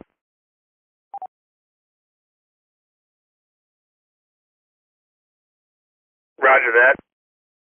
I really appreciate those kind words there, Anderson. And I'm trying to soak in as much as I can, and just you know, working through it. So I'm going to make a note here then that you'll take a toddler, KG5, KVJ, that's net. I'd take one too. Depends on the price. But I'm curious. How soon till the next one? Is there going to be a next one? Or are you guys going to try to stack them, or are you going to wait a little while? Well, the plan I think is for 3. That's kind of our limit there. You know, just do replacement plus 1. But we'll see what happens. Maybe she gets to 3 and she wants more. Maybe I want more. Who knows? But we're flexible, so that's kind of where we're at. Depends on how much you get for the first one. I see. Okay, roger that, man. Well, good luck with that, and please tell Leah that we wish her the best with her mouth, because she got all 4 taken out at the same time. Is that correct? That's a roger. Yeah, and we couldn't get the hydrocodone today, but nobody heard this from me. I had some leftover hydrocodone from when I broke my leg, so she's gonna be taking that tonight to go to sleep. KG5, KVJ, back to net. Yeah, roger that, man. Well, good Lord, please send our best regards to her. I know she's not the happiest camper right now, I can only imagine. But anywho, yeah, best regards to everybody, and thanks for checking in, buddy. And keep in touch, and we'll catch you later. All right, let me remind you, you're listening to the Oak Hill Amateur Radio Club Thursday Night Net. Call sign N50AK. My name's Ray. Call sign K5BZI. Net control tonight. It's a control net, so please keep it quiet unless I call on you. And on that, we're going to move on down to Scott. KI5 OBD is next on my list. What's going on, Scott? Howdy, Ray. Howdy, everybody on the net. Things are pretty good over here. I just had a note for Garrett. I've raised 4 kids. My grandkids are in California. So if you need anything, call Anderson. Call Ray. Just don't call me. But seriously, I'm there if you need anything. So I'm really looking forward to the club meeting in April. I've been studying for the amateur extra test for weeks, and I'm ready now. I've taken it like 40-something times, and I'm passing it consistently. So,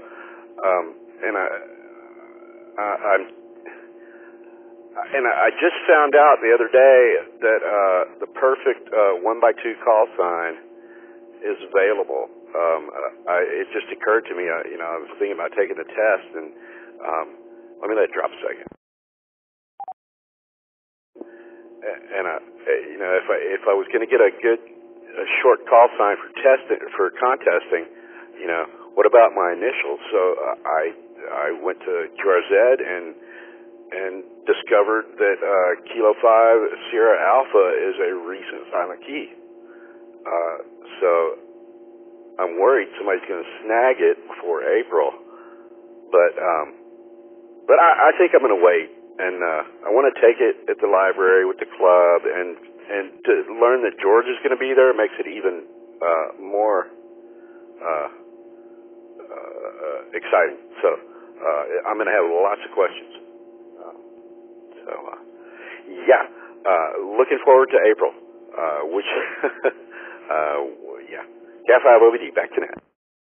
Roger that, dude. Congratulations, man. I'm so excited that you're passing it, and you're gonna get your extra before I do. Dadgummit. And OBD, man, I'm gonna miss it, but I get it. That's cool stuff. Yeah, I have a feeling that the QA session with George is gonna go as long as the presentation from the guy from Flex Radio went. And maybe I won't get arrested in the middle of it.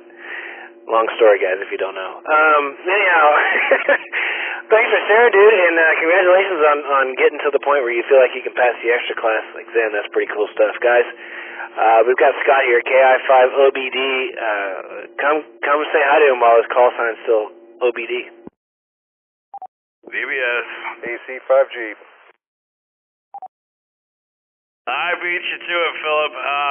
We're working, man, and soon we will have a place for you to sign up and go do it. But man, that'll be great. It'll be fun to have you there for the testing session. So hopefully, I think the silent key isn't it like 2? I don't know what the time limit is, and I'm not even gonna lie to you. But hopefully your call sign's still there, man, when you get it. WZ5VBS.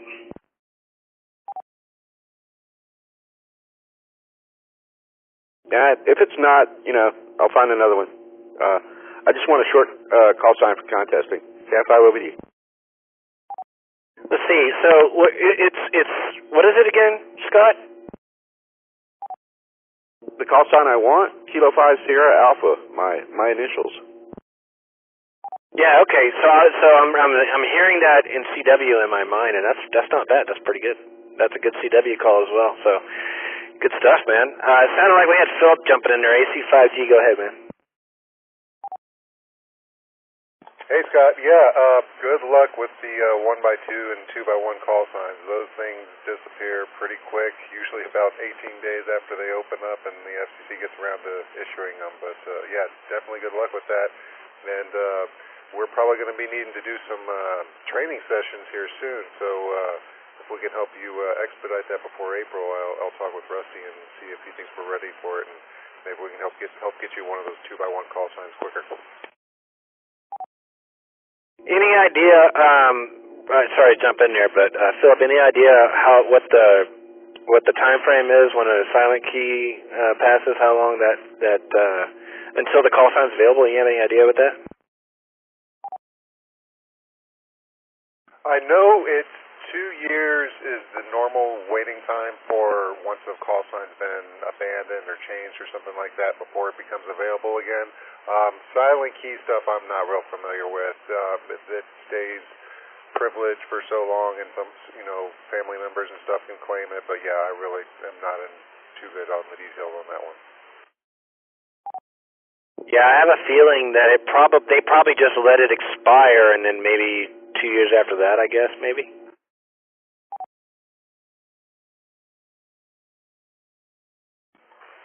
Most of the time, yeah. If there is a family member or something that's got kind of dibs on it or whatever, there's a website that I use that I was looking at when I got my call sign, and it really kind of tells you like the chances of it, what applications have been put in for it, so it really helps you try to scout one out, and when one's about to expire, because literally the day they expire, the next day you need to put in your application for it, because they're going to take that first day and pick somebody at random from all the applications they got on that first day. I can see Scott on video. He's got a pen in his hand. What is that website? Oh man, I'll have to go back and check. It was like AE7Q or something. I'll go look for it and I'll post it on Discord for you guys. Yeah, appreciate that. I'll let you have it, Scott. Jump on in there, man. Right on. Thanks, Philip. Yeah, I wasn't aware of all that. And yeah, this gentleman passed last October, so who knows? I'll probably have to wait anyhow. So maybe I'll just remain OBD for a while and just spit it out real fast during contests. KI5OBD. Back to net. Yeah, Roger. Well, that K5SA is pretty great. And even if you drop the I, K5OBD is not too bad either in CW. Just so you know, I don't know if you have any plans on doing CW, but that's not terrible. All right. Anybody else got anything for Scott this evening? KI5OBD's here with us.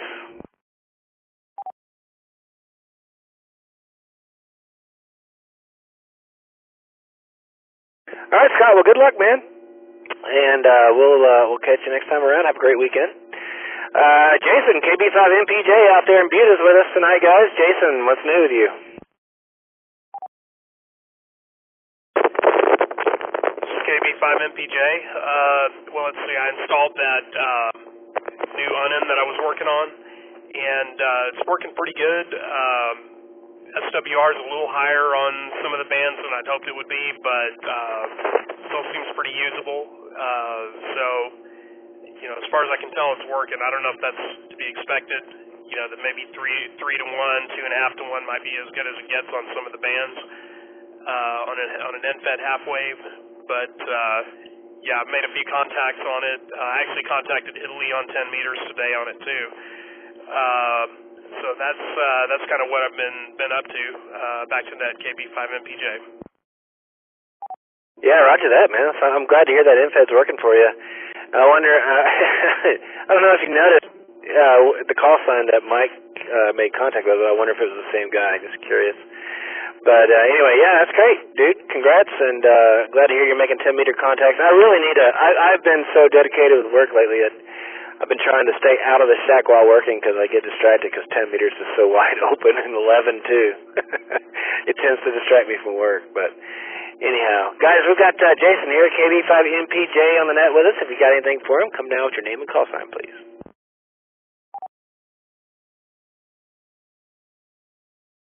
F5PZN. Go ahead, Ernesto.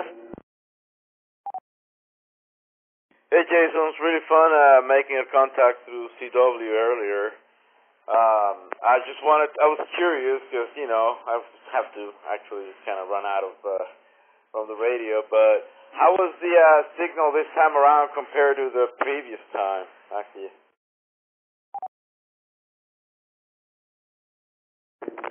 Hey, Ernesto. Yeah, it was better this time. I don't know if some of that had to do with the fact that it's CW and just a little bit easier to get a signal through, and maybe the band conditions were a little better. But I was definitely hearing you better on CW tonight than I was on 80-meter phone the other night. Right on, because the past few CW nets, they could barely hear me. I was like down there with the noise, so I guess it's if you could hear me okay today, it's an improvement. And then I guess we'll check once I get the other antenna off. But thank you for letting me know. Yeah, man, fun talking to you today, and I guess back to net. F5PZN. All right, and for those of you who don't know, they are talking about the net that happens right before this one every Thursday night at 7:30 p.m. There is a CW net that is the courtesy of W5WTH. That's our good friend Pat, our local CW aficionado. He hosts a net every Thursday night at 7:30 on 3532, give or take, on the 80-meter band. By the way, that is in fact a technician viable portion of the band, so any and all club members or otherwise can join that net. So you guys jump on in there, and they're really forgiving. They're great about listening for slow people like me on CW. So go check out the CW net before this net every Thursday at 7:30. 3532, give or take, is the frequency on that. All right, anybody else have anything for Jason? KB5MPJ is here with us. Thanks.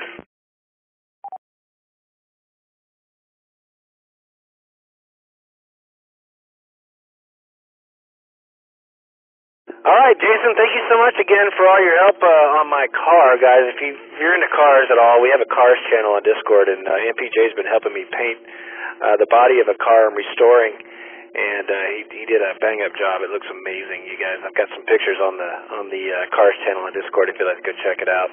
It's a 1950 Plymouth that belonged to my great-grandmother. She bought it brand new in New Braunfels in December of 1950, and we've been having a ball with it. And I've learned so much from Jason, I can't even begin. All right, moving on. Let's see, we got Steve, KI5UKF next on the list. Mr. Questions tonight. Thank you so much for doing that, dude. You sounded great, and hopefully we can get you doing net one of these nights. We'll see. What's new with you this week? Go ahead. Ray, as always, thanks for doing the net tonight, and not a whole lot. I've been doing surgery on an Yaesu FT817 this past week. Kind of interesting. I had a super good deal on eBay. It actually did come working, but it came working. It was apparently from some other zone and banded in a different zone, which I didn't know was a thing. Let me drop.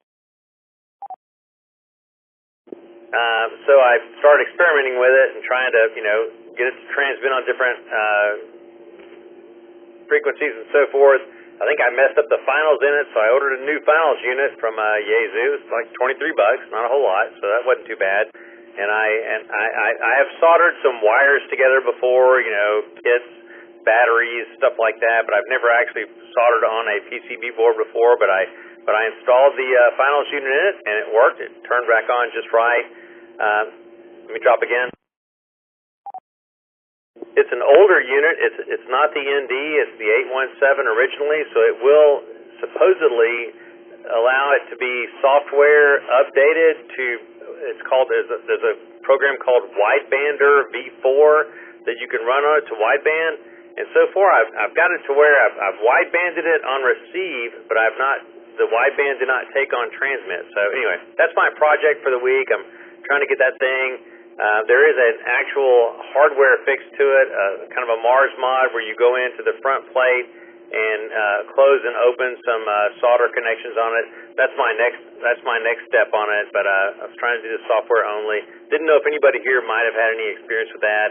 I know it's a very, very niche issue, but just checking. Over.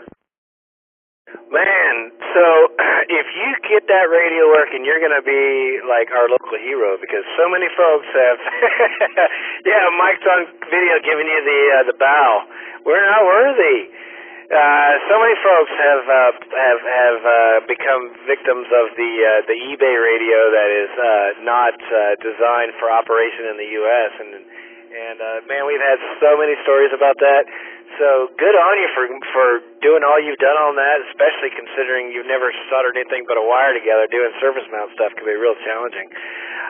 That's great, dude. You got to receive, so that's a start. And man, you got to keep us in the loop on that project because that's very, very interesting. I know there's quite a few guys on the net tonight listening that would be interested to hear the progress of that project. And let's see if any of them's got any comments for you. Guys, come now. Steve's got one of those eBay deals, bargains, and he's working on it. KI5 UKS with us. Come now with your name and call sign.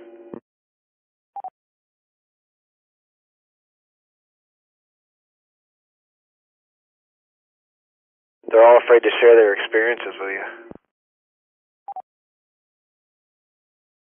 So I'll jump in there and I ask you. You mentioned earlier that you are from South Texas. Whereabouts are you from? Originally from Beaumont for 40 years. Rode through a couple of hurricanes, so came up here about 10 years ago.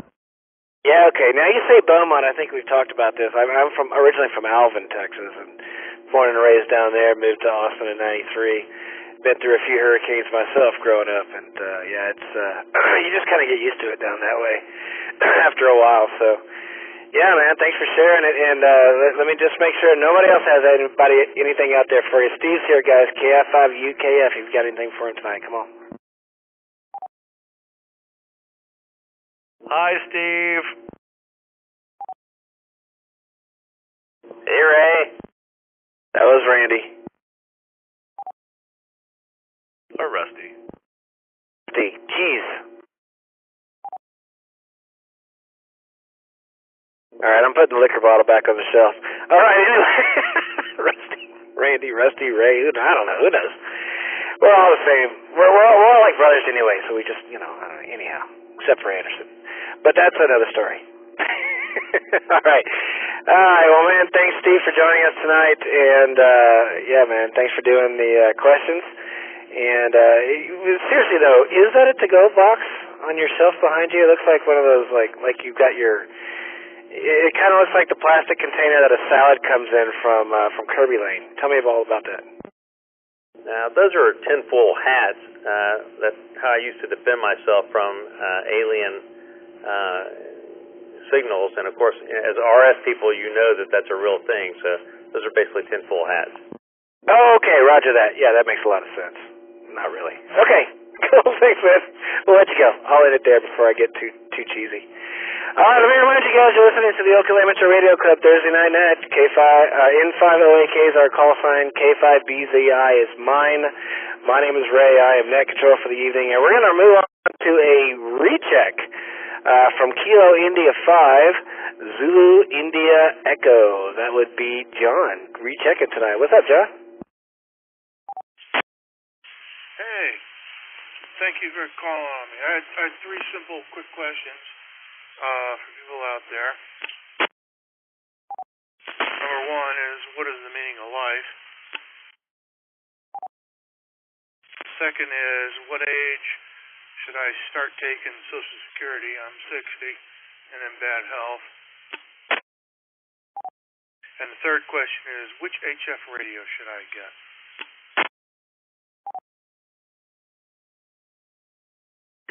$42 now and free.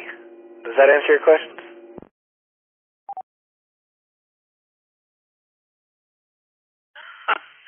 Say again.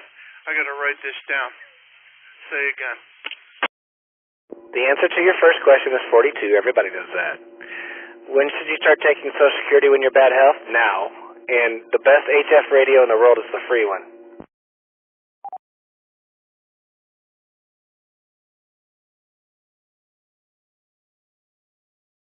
So while you're writing that down, I'll open up to the floor and see if anybody else has any options. I got the first two. Go ahead. Come with your name and call sign if you've got comments on this one. DIE here. I'm still struggling with number three. Say again. I'm writing this down.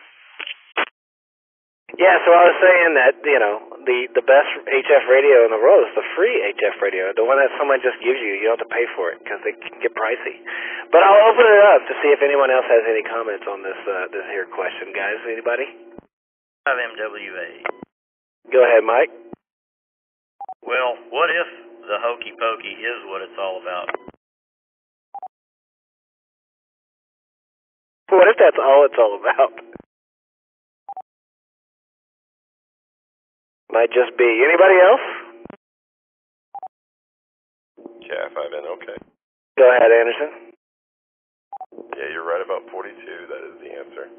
That's one of my favorite series. My little 4-year-old's actually reading that. But as far as HF radios, I don't know if you're messing around about the HF radios or not. But I don't know why it's such a controversial issue. The ICOM 7300 is the answer for that question, no matter what. If with all the little knick-knack back and forth, that's the actual answer. And then you can go or do something else. But it's 7300 is the easy answer. Okay, all right, I can see that. It's got some issue handling front end if it gets a little overloaded, so it's not great for field day.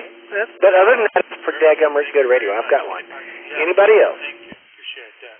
That might just be the answer to the whole thing. Appreciate it.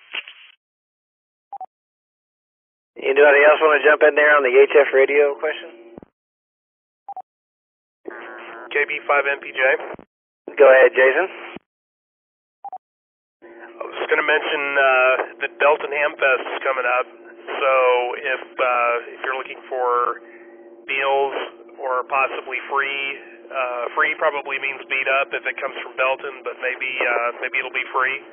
That might be an opportunity to get a deal on a radio.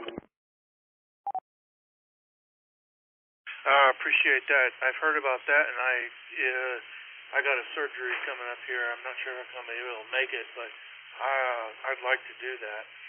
If anybody has a Yaesu 857, they want to just throw to the curb, I'd be interested in that. KI5ZIE. Thank you.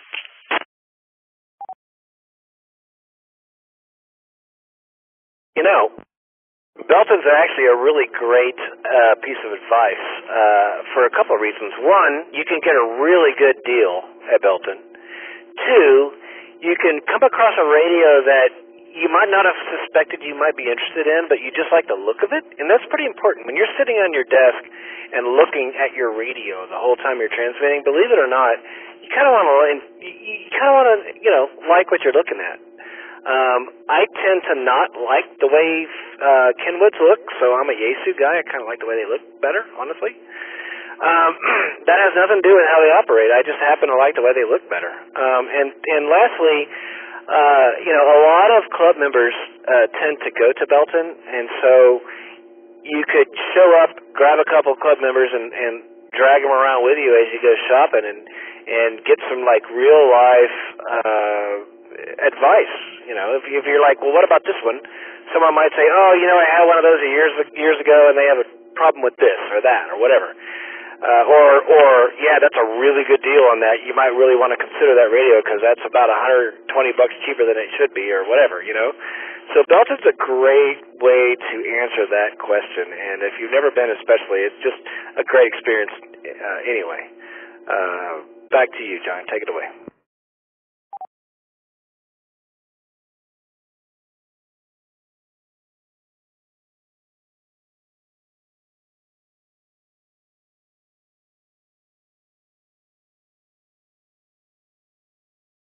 And that's all I have to say about that. So if anyone else has any other comments before we move on, come now to name and call sign. KF5OBD. Go ahead, Scott. Yeah, John, when I bought my first HF rig, I actually have one of those free rigs it's an old Radio Shack 10-meter radio that was gifted to me by a hand that just wanted to help a technician get on HF. But anyhow, when I bought my first real HF rig, and I don't know anything about ICOM, I understand they're great radios, but I chose a Yaesu FT991A. For the price, it had more features that I could find in anything else, and it does VHF, UHF too. They call it a shack in the box because you can do everything from from 6 meters all the way to 160 meters, and all your VHF and UHF channels, and all your digimodes, and I couldn't be happier with my Yaesu FT991A. It's KF5OBD, back to net. Appreciate that. Thank you. KF5ZIE.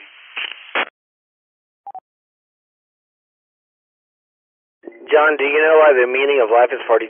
I'm just curious. Oh, I know. I get it. Thank you. Okay. In that case, I will leave it as a mystery for those lurking that don't. All right, next on my list is Philip, AC5 Golf. Philip, what's going on, buddy? How you been?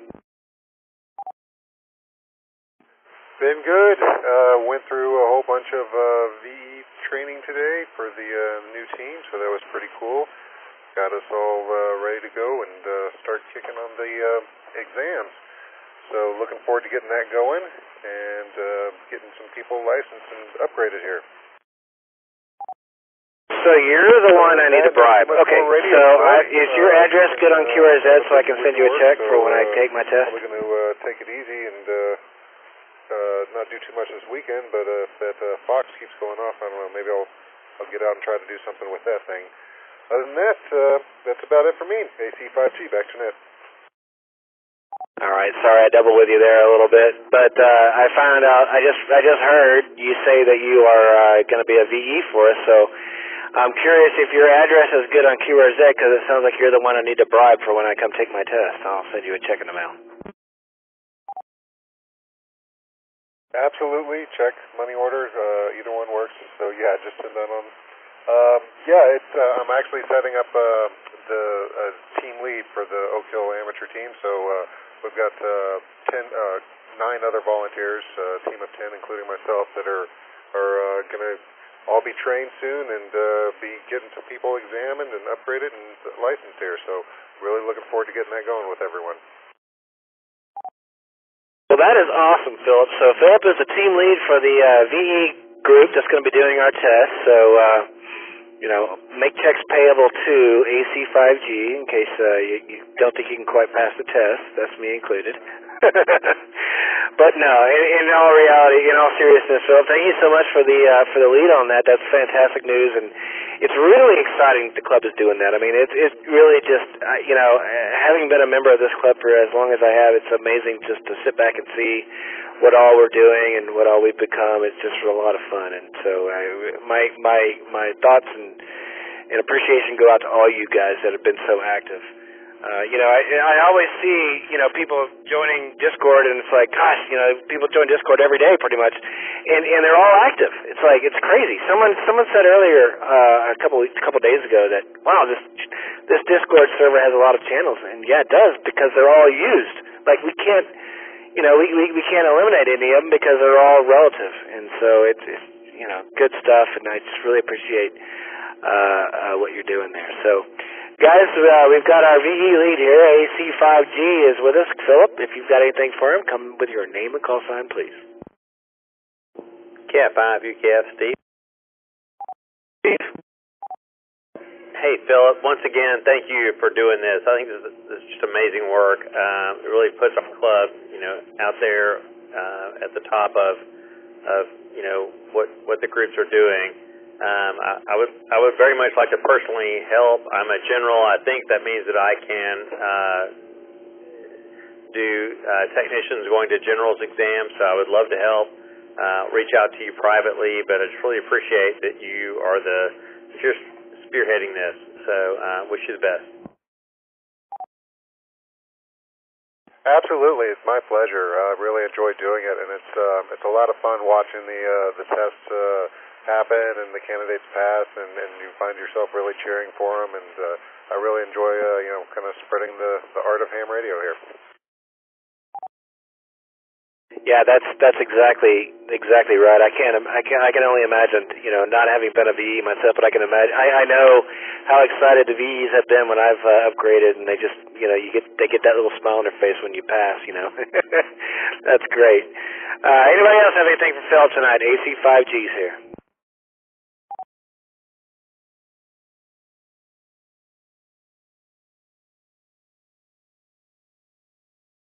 All right. Well, what part? NetLogger says you're in Del Valley. I'm curious about what part. Where are you out there? Are you up out in the hills, or you got a nice little elevated spot out there? Because you always sound great. No, it's really East Austin. That's just the P.O. box that's close by the airport. But I'm over here right off of 183 and 969, or MLK, basically. So. It's pretty close, and the P.O. boxes, they were dirt cheap compared to the rest of Austin for some reason, so it worked out perfect. Oh, roger that. Okay, well, you always sound good, man, so I appreciate you checking in tonight, and have a great weekend, and we will catch you next week. All right, next on my list is Robert, K9LZY, Lima Zulu Yankee, and that name might be wrong because I typed it in as LCY the first time, but K9LZY, jump on in here, please. K9LZY, Lima Zulu Yankee. Just basically cranking along here. Something's wrong with my radio. It's cutting out. I didn't change anything. We're going to call this short time. Thanks. K9LZ back to net. Rob, so your radio is it cutting off? Is it turning off? Okay, do you have, it is turning off, or it's not turning off? It is turning off.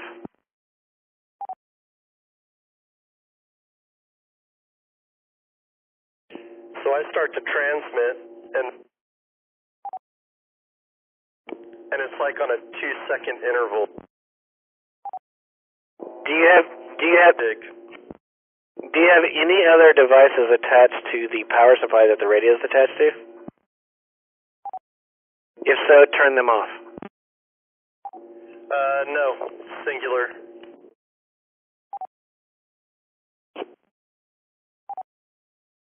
And let's see if I think maybe it was some of the wires crossing each other, potentially. Now it's not.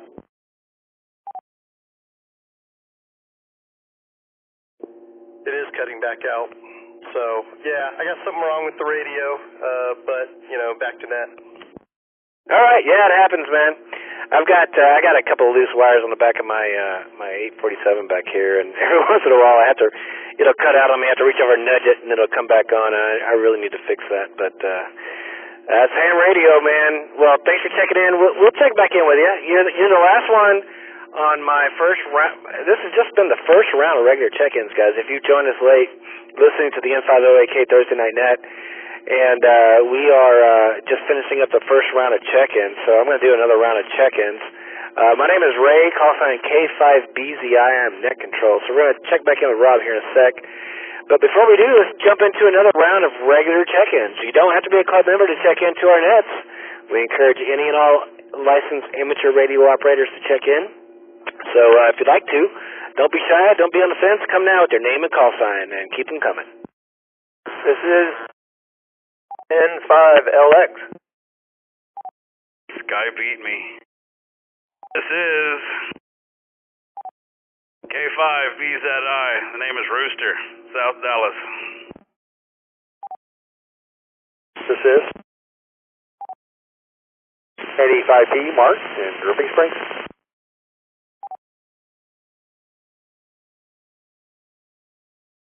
This is KF5STT, Dave and Buda. Gabe, KF5 Sierra Tango Tango, is that correct? David, Kilo India 5, Sierra Tango Tango.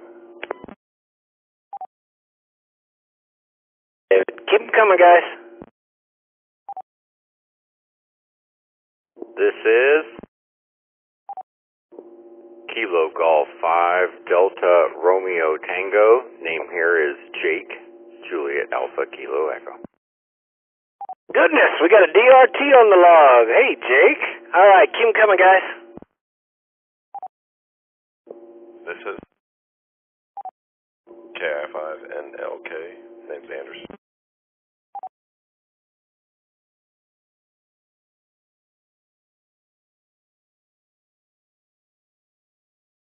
Anybody else?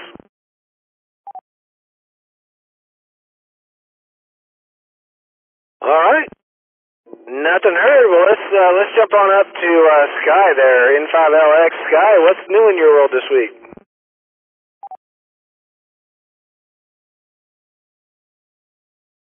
This is N5LX.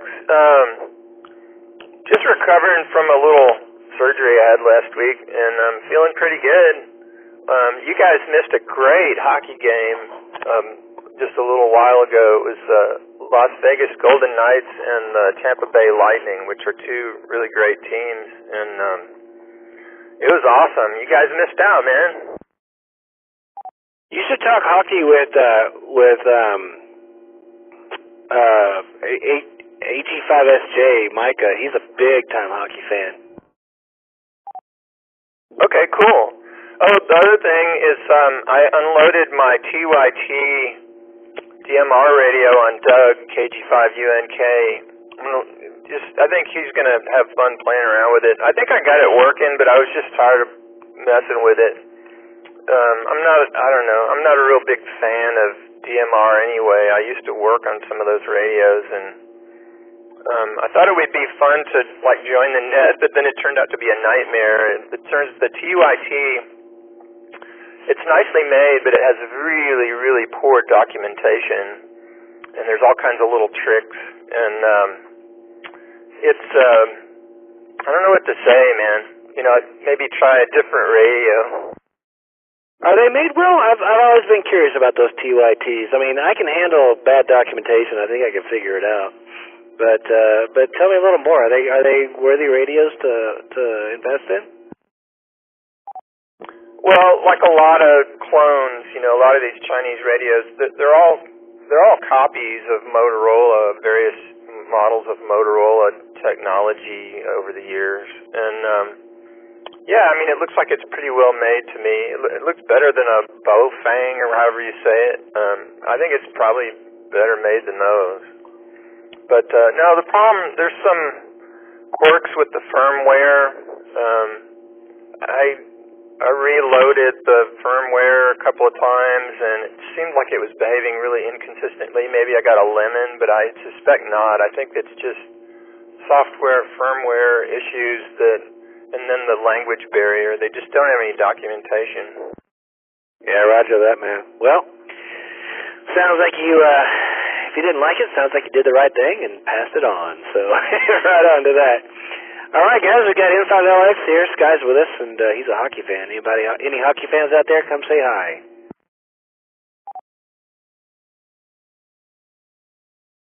BBS. Go ahead, Rusty. Hey, Sky, you want to hang out with us Saturday morning and see if we can't find these fun RF signals? Any interest in that, man? Yeah, actually, I think I saw you mention that on Discord, and I was gonna, if I can pry myself out of bed in the morning, definitely want to join you guys. I think that would be fun. Right on. Well, I'm going to chat it up in the Fox Hunt channel a little more, and if nobody wants to meet for breakfast down south, then Ernesto and I will go do that. And I think it's been heard at the mall on 360 and Mopac right there. So I think we're going to go head over there and post up and see what we can find out. You've got my cell phone number, so feel free to text me. And yeah, man, I'm thinking if we can get 3 or 4 people to come meet up with us, we can get people in several places, and maybe we can get some bearings on this thing. But you would be instrumental with all of your fun gear. So ping me on the phone or the Discord, man. Let's figure it out. Okay, cool. I was experimenting with my Doppler this evening, and I think I've figured out something that might improve its performance a little bit. And I think I already mentioned to you that for your Fox Hunt, I think I had the antennas spaced wrong. But anyway, I'm kind of interested in trying that out again too. So cool. I'm definitely interested. Right on, man. Well, we'll figure something out. And like I said, man, I'll set up my mine on the crossband up here, and we can play with that too. But all right, well, I'll ping you. We'll look for you on Saturday. WZ5BBS. Rusty, for ID and back to net. And I didn't say I was going to say hi to everybody. Good to hear everybody on the net. Rusty, have you found any kind of pattern with that, or are you guys have you found a pattern that he transmits during that time, or are you guys just going to go up there on the hill and hope to hear something? Yeah, I heard it south on Mopac at the river. Anderson heard it at the mall over there. So I'm just kind of going to places where we've heard it and see if we can get more data, because right now it's pretty scarce. I just kind of put out the blanket to everybody because we got lots of people in South Austin. So, if you've heard random stuff coming across on the 147320 that is not repeater traffic, I was just trying to get some pings to see. So far, Jeffrey and Anderson have heard it. So, yeah, we're just going to try and figure that out. It's the locution system or whatever it is that's putting it out there. So I'm going to try and see if I can hear it's on 154 something, but I'm going to see if I can figure out, when it fires on that, if we can hear it, and we're just going to try to go get some more information. We don't think we're going to find it by any means, but we're going to try and get some more information for the Fox Hunt team so that they can square it down and we can find this person. Roger that. Well, the last big gusts of wind that we've had blew my satellite Yagi a little bit almost horizontal. It's not aimed up at the sky anymore as much as it should be. It's almost horizontal, so it's on a rotator. So if you hear it again, please send me a text message, and I'll run out here and rotate my tower around and see if I can't pinpoint exactly where it's coming from. I've got a horizontal 2-meter Yagi up there, but my satellite Yagi is a little more vertical, and the fact that it's aimed a little closer to the ground might even be helpful. So if you guys hear it, by all means, please throw me a text, and I'll run to the shack and circle around and see if I can't help pinpoint it. Roger? Roger, man. Randy's up here with his Yagi as well. So, we don't have a lot of people with a lot of Yagis on rotors in the club, so that's kind of why I dispatched the Fox Hunt team. But yeah, if you have a Yagi and a rotor, hit me up on the Discord, because we're trying to triangulate this thing. But yeah, I'll ping you, man. Yeah, do that. I definitely would be glad to help. All right, guys. Sky's still here. N5LX. Anybody got anything for him? Jump on in here.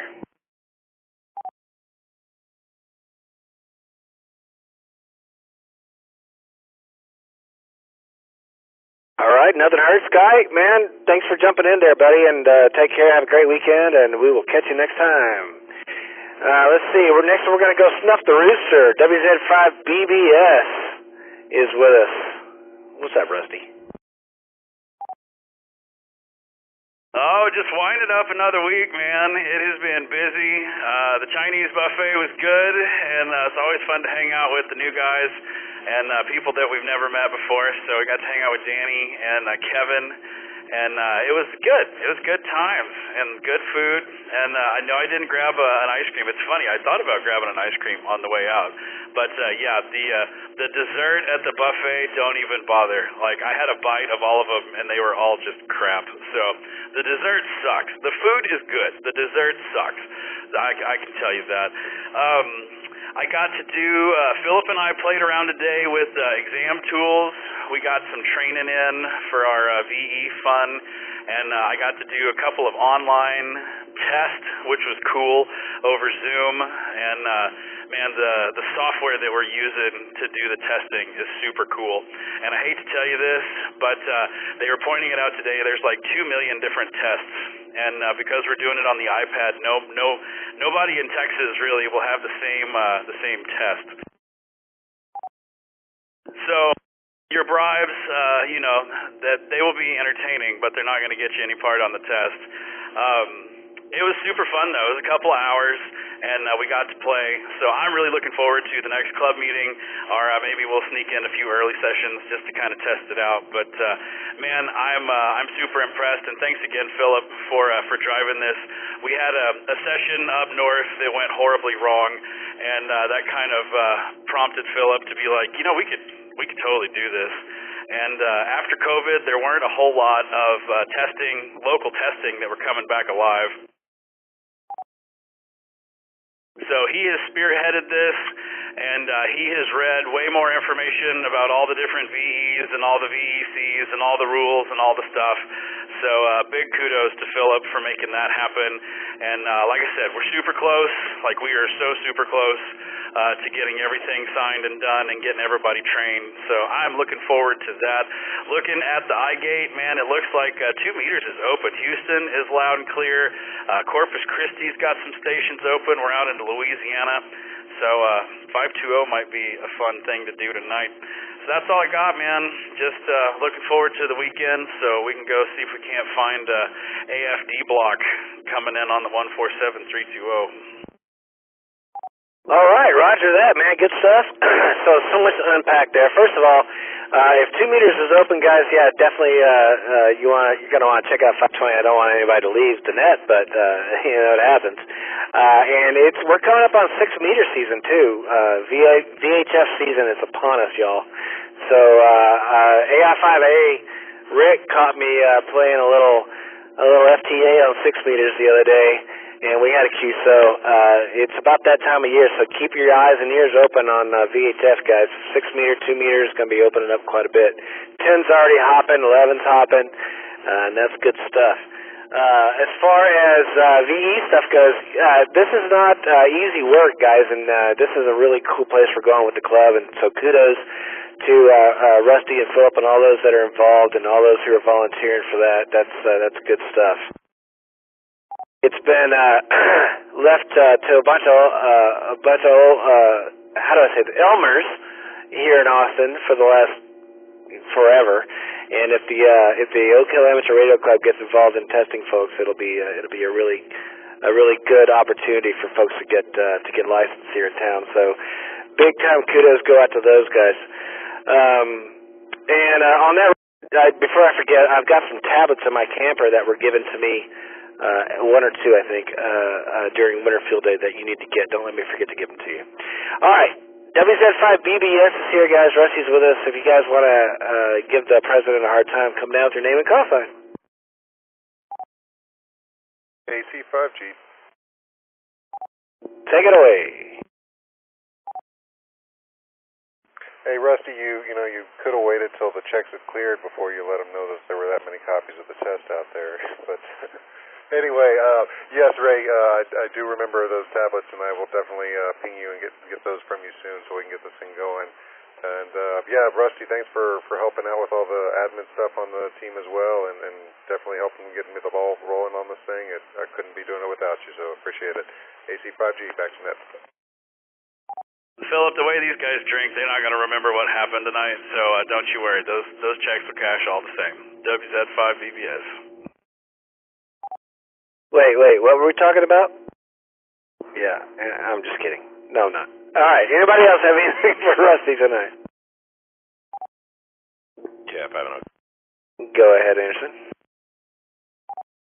Rusty, I know the answer may be 42, but my answer to you, I've got 8.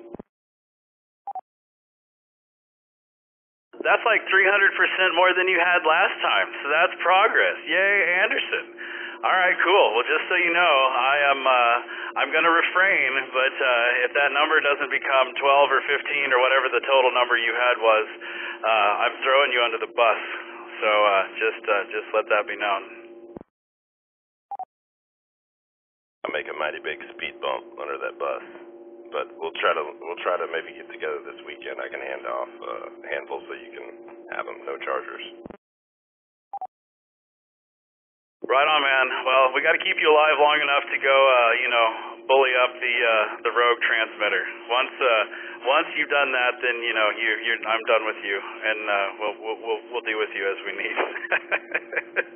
Thanks, Anderson. I really appreciate it, man. You're awesome. WZ5BBS. So I'm taking it 8 is the number of bottles of Boone's Farm that Anderson has partaked in tonight. Is that right? No. Anderson has been super awesome, and he is donating, I think, 12 iPads to our VE. He's the reason that we're instead of doing paper, we're doing paperless. So Anderson also gets a big kudos from me. I was going to wait until he actually got it done because I know how he is, but he's got 8 iPads wiped. And so thank you, Anderson. You are amazing. You saved us a lot of money, and you're making us a whole lot cooler, a whole lot quicker, which you usually do. So thanks, Anderson. I personally appreciate it. And a whole lot taller. All right. Anybody else got anything for Rusty tonight? WZ5BBS is with us. KFI will be deep. Go ahead, Scott. Serious question I just thought of tonight. And I looked at the website, and I looked at the repeaters page. How many watts does the 320 put out? All of our repeaters are Yaesu repeaters, and they put out 50 watts on a good day. The DMR repeater is 100 watts, and it is a Motorola. Well, that's amazing. I would have thought you'd say something a lot higher, because my S meter is almost pegged all the time with the 320. Cat 5 OBD. Yeah, but don't you live in the shadow of it anyway, Scott?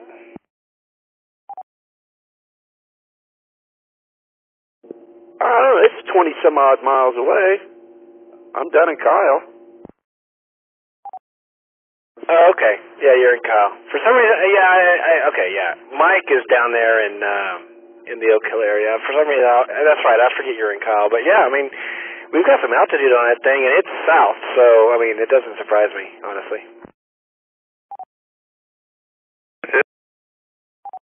Yeah, go ahead, Garrett. Altitude is the answer. Altitude is the answer.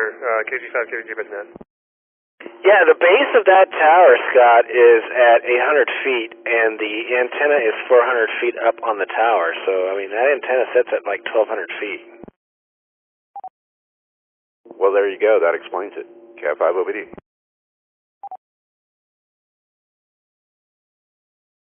It's a talker. Anybody else got anything for Rusty tonight? WZ5BBS is here with us. NAG. Oh my goodness! Speaking of Randy, I had a little what do you call that, Freudian slip earlier and called your name. How you doing, buddy? Go ahead.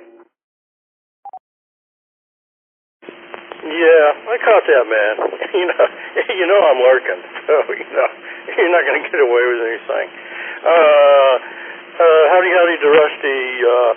Yeah, I just had my 2-meter Yagi out with my little handheld, and spinning around to to listen to the Oak, which is absolutely no problem. I'd be curious to like hit it with 5 watts and see if I could hit the Oak, but that's another story. But anyway, it's a fairly narrow band. Well, anyway, I'm working on it, Rusty. I'm working on tracking down the signal. I appreciate it, man. Ernesto and I are going to be out there on Saturday, so hopefully we can supply the club with a little more info, and we can narrow in our search. Okay, well, so quick question. So I guess you would be looking for a signal on the reverse into the 320?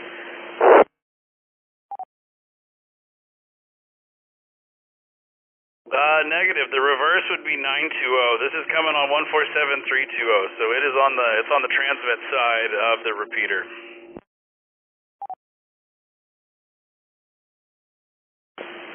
Well,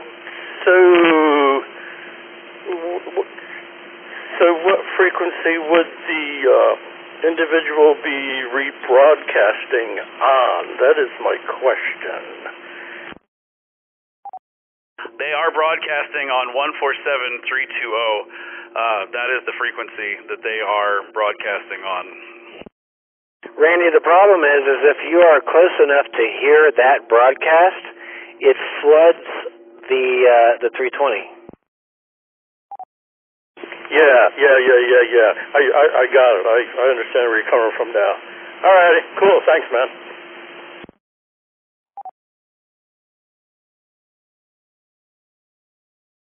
Yeah, it's only really a problem for folks that are within receiving range of the transmission, because the receive for the Oak is 147320.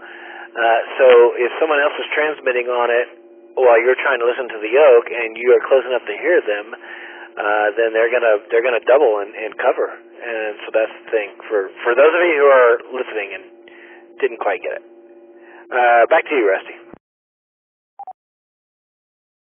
Yeah, that's all I got. And it adds extra static. I would say the squelch kind of opened a little just north of the river, but once I got over the river and south, it was pretty strong. And then I was headed to Pine House Pizza last Saturday when I heard it, and it was pretty strong southbound on Mopac. And then once I got on 360, of course, right there at 360 in Mopac, it kind of dips as you go down to Lamar, so I lost it there, which makes me think it is east of Mopac over there somewhere, but right now it's just a guess. Well, they picked with the wrong club, because we've got the best fox hunters in the state, at least, if not the country. All right, we're going to let Rusty go, and for the sake of time, move on down to Mark, NE5P. Mark, man, how's it going, buddy? I haven't talked to you in a while. Hey, Ray. Yeah, it's been a while. I thought I'd just pop up. I've been wanting to do this for a while, but terrible excuse. One terrible excuse after another. Have not been able to seem to get on. But yeah, glad to be here. Thanks for hosting the net, and I also second, Rusty and Philip on the voluntary examiner effort. I think that looking forward to participating in that. Other than that, nothing really happening here out in quiet Dripping Springs. Wife and I are getting ready to move here in a couple months, but besides that and work, really haven't been doing a whole lot of radios, and I'm hoping to get back into it. Back to net. Well, you're a little rushed down tonight. Got quite a bit of bacon fry on you, but I'm curious. But we heard everything. You said you're moving. Are you moving out of the town, out of the state? What's that all about? We gonna lose you? Yeah, a couple of years ago, this whole thing called COVID played a funky number on the housing market in Austin. Wife and I had always planned to move to the country eventually. So we sold our house 2 years ago. We've been in a rental ever since, and we're moving out to a house out close to Canyon Lake. So probably out of the reach of the Oak, but I'm hoping that we can still participate in the net activities through Echolink and obviously club activities. Not that far away. Well, if you're moving up to Canyon Lake, I'll tell you right now, there's a guy that jumps in on Tuesday night Southside Simplex from Canyon Lake, and he is full quieting down here. So I would say odds are you're going to have some elevation out that way, and I think with a little bit of elevation on your antenna, I don't think you're going to have any problem. So glad to hear you're only moving to Canyon Lake, because that gives us some hope we'll still hear you, man. So good luck with that, and keep us posted. Let us know where you're at there. And let's see if anyone's got anything for you. We got Mark here tonight, guys. NE5 Papa's with us. Come say hi.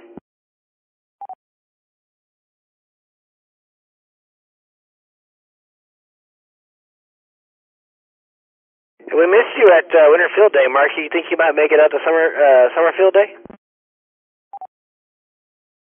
Yeah, definitely. I'll probably, because I don't want to take up any reservation space. I mean, my job, sometimes I had to jump on a plane like within a couple of days' notice, and I don't want to leave the team stranded. But my goal is to kind of keep watching on the sites, and if I can make it, definitely want to be there for Summer Field Day, bring the RV out there, and looking forward to participating with the team in the club.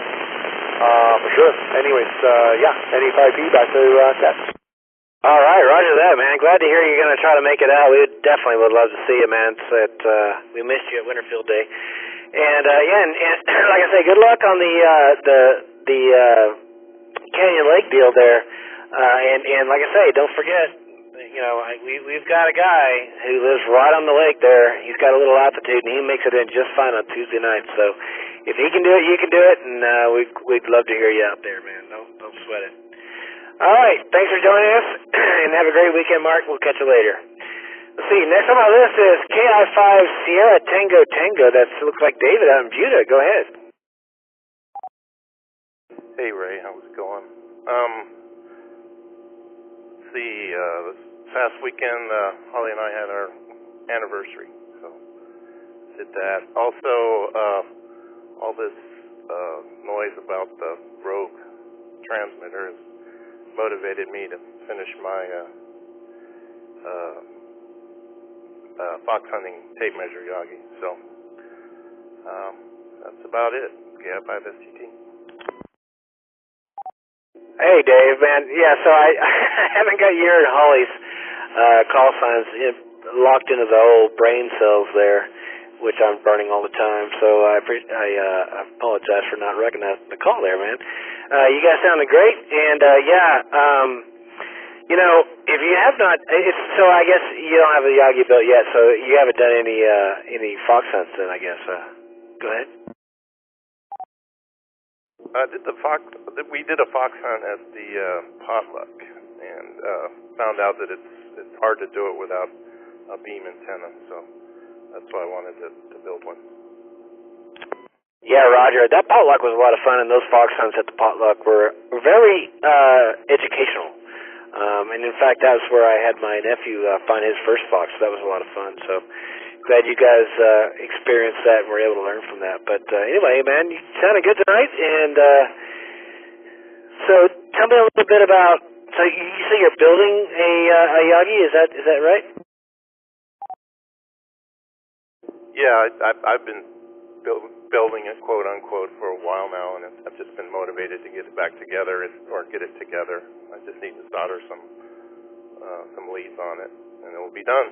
So hopefully it'll work. Yeah, roger that, man. Well, we could certainly use your help, and keep us posted on how it goes. That's cool. All right, guys, we got Dave here. KI5STT is with us. If anyone's got anything for him, come down with your name and call sign, please.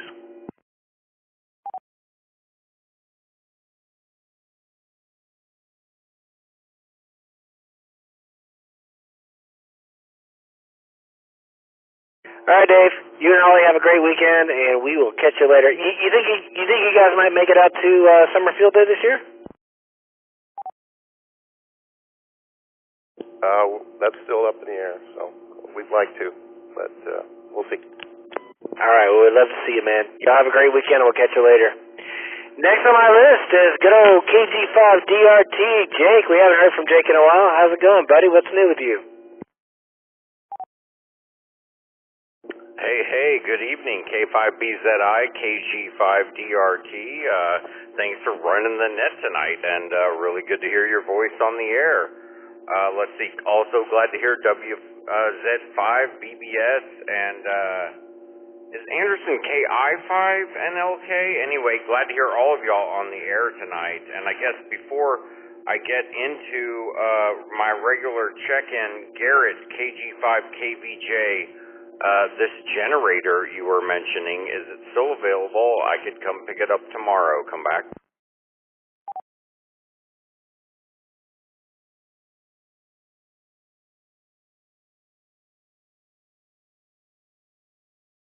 KG5KVJ Garrett, are you still with us there, buddy?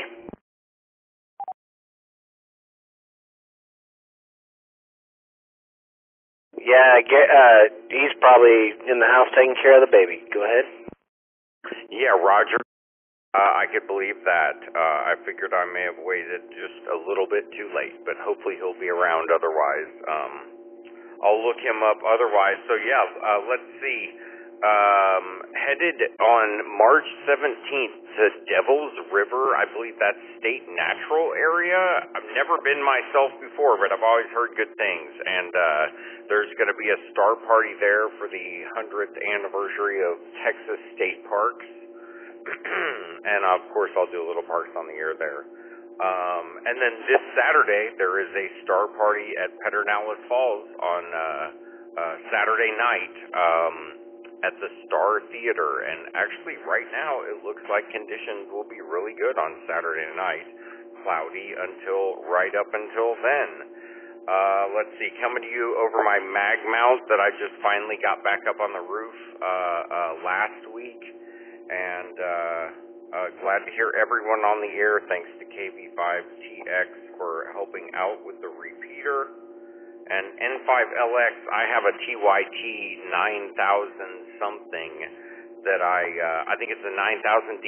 It's a 430 megahertz. Anyway, it works well with packet radio. I've wired that all up. Anyway, back to you. Man, there's been a lot of chatter about packet radio on Discord as of late. Sounds like a lot of folks are getting into that, different modes. And yeah, it's good to hear you, man. Let's see if anyone's got anything for you tonight. Guys, we got Jake with us tonight. KG5DRT's here. If anyone would like to say hi, come down with your name and call sign.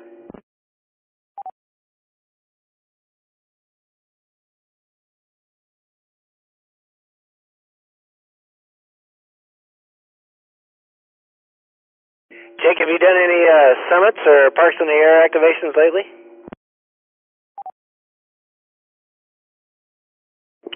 I'm trying to remember. I haven't done a ton lately. I have been busy with some stuff. So the last thing I guess the last big thing that I did was last November with Sally KI5 Romeo X-Ray Tango, and of course KF5 DPX. We went to the top of Lamota Mountain, and that's in Big Bend Ranch State Park. So first time activation on the peak there.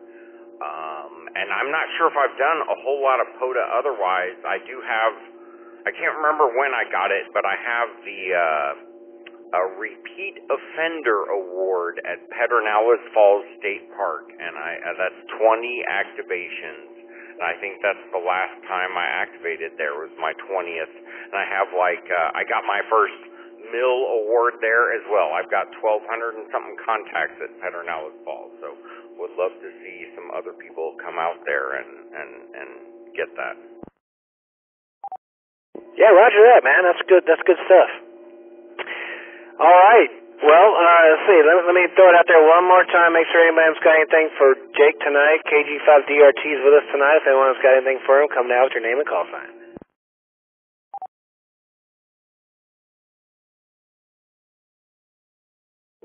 W5LUL. Go ahead, Holly. Hey, I was wondering, how do you log the contacts when you do your Parks on the Air?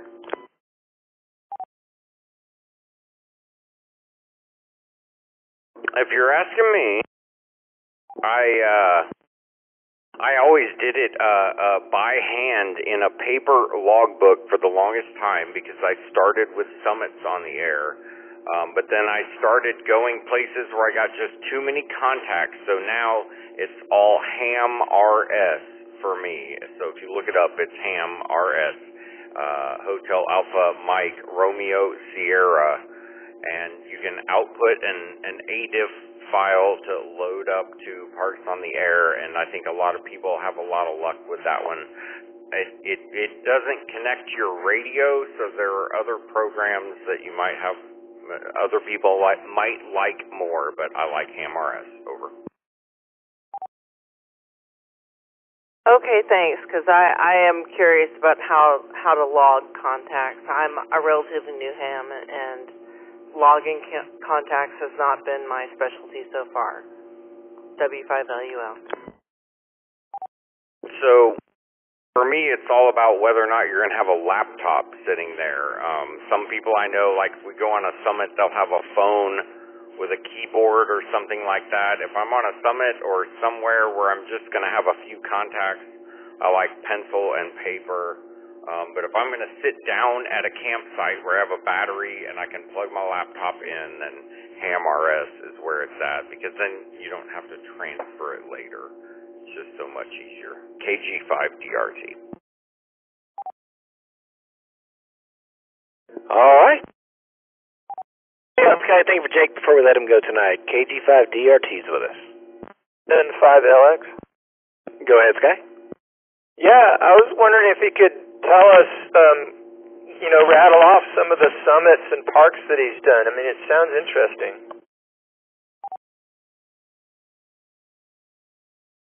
Yes, I can. I guess I started doing Parks on the Air in 2021. Johnny, Whiskey 5 Kilowatt Victor, our YouTube star from the club that's now in Colorado, he'd done a lot of Parks on the Air and some summits on the air. I got excited about summits on the air, and I guess the first one I tried was Emery Peak in Big Bend, and then my friend Chris, KF5DPX, we've been to New Mexico. I've got, each of us have 2 first-time activations on summits in New Mexico, and then I have one in Big Bend and La Mota Mountain that we mentioned before, and anyway, those are all summits on the air. Let me let it drop.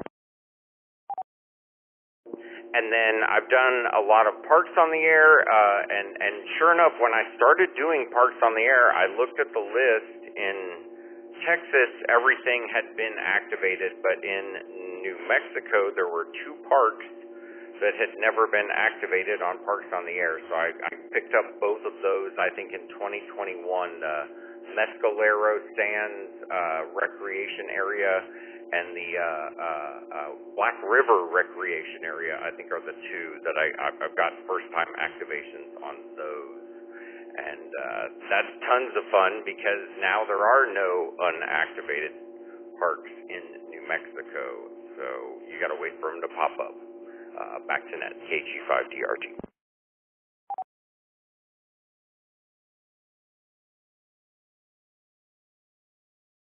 All right. Anybody else got anything for Jake tonight? Thank you, Jake, by the way, for that. KG5DRT's with us. If anyone else has anything for him tonight, come now with your name and call sign.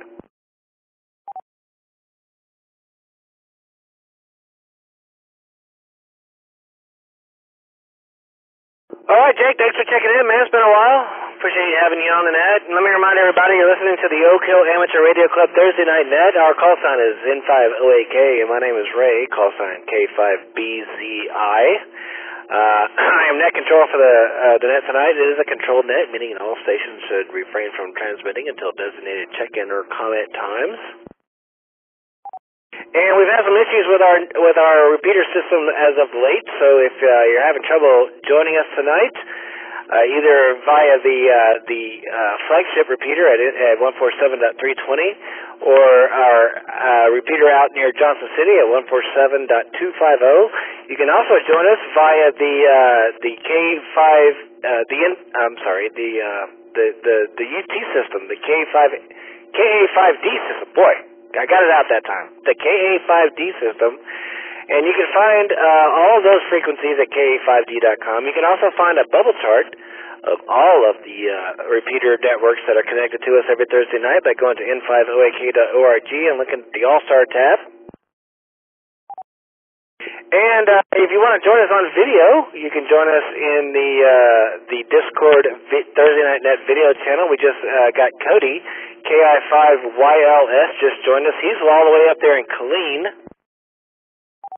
And Killeen is out of range of most of our repeater networks, so if you can't actually join us via transmit, you can actually listen to us at stream.ai5alpha.net.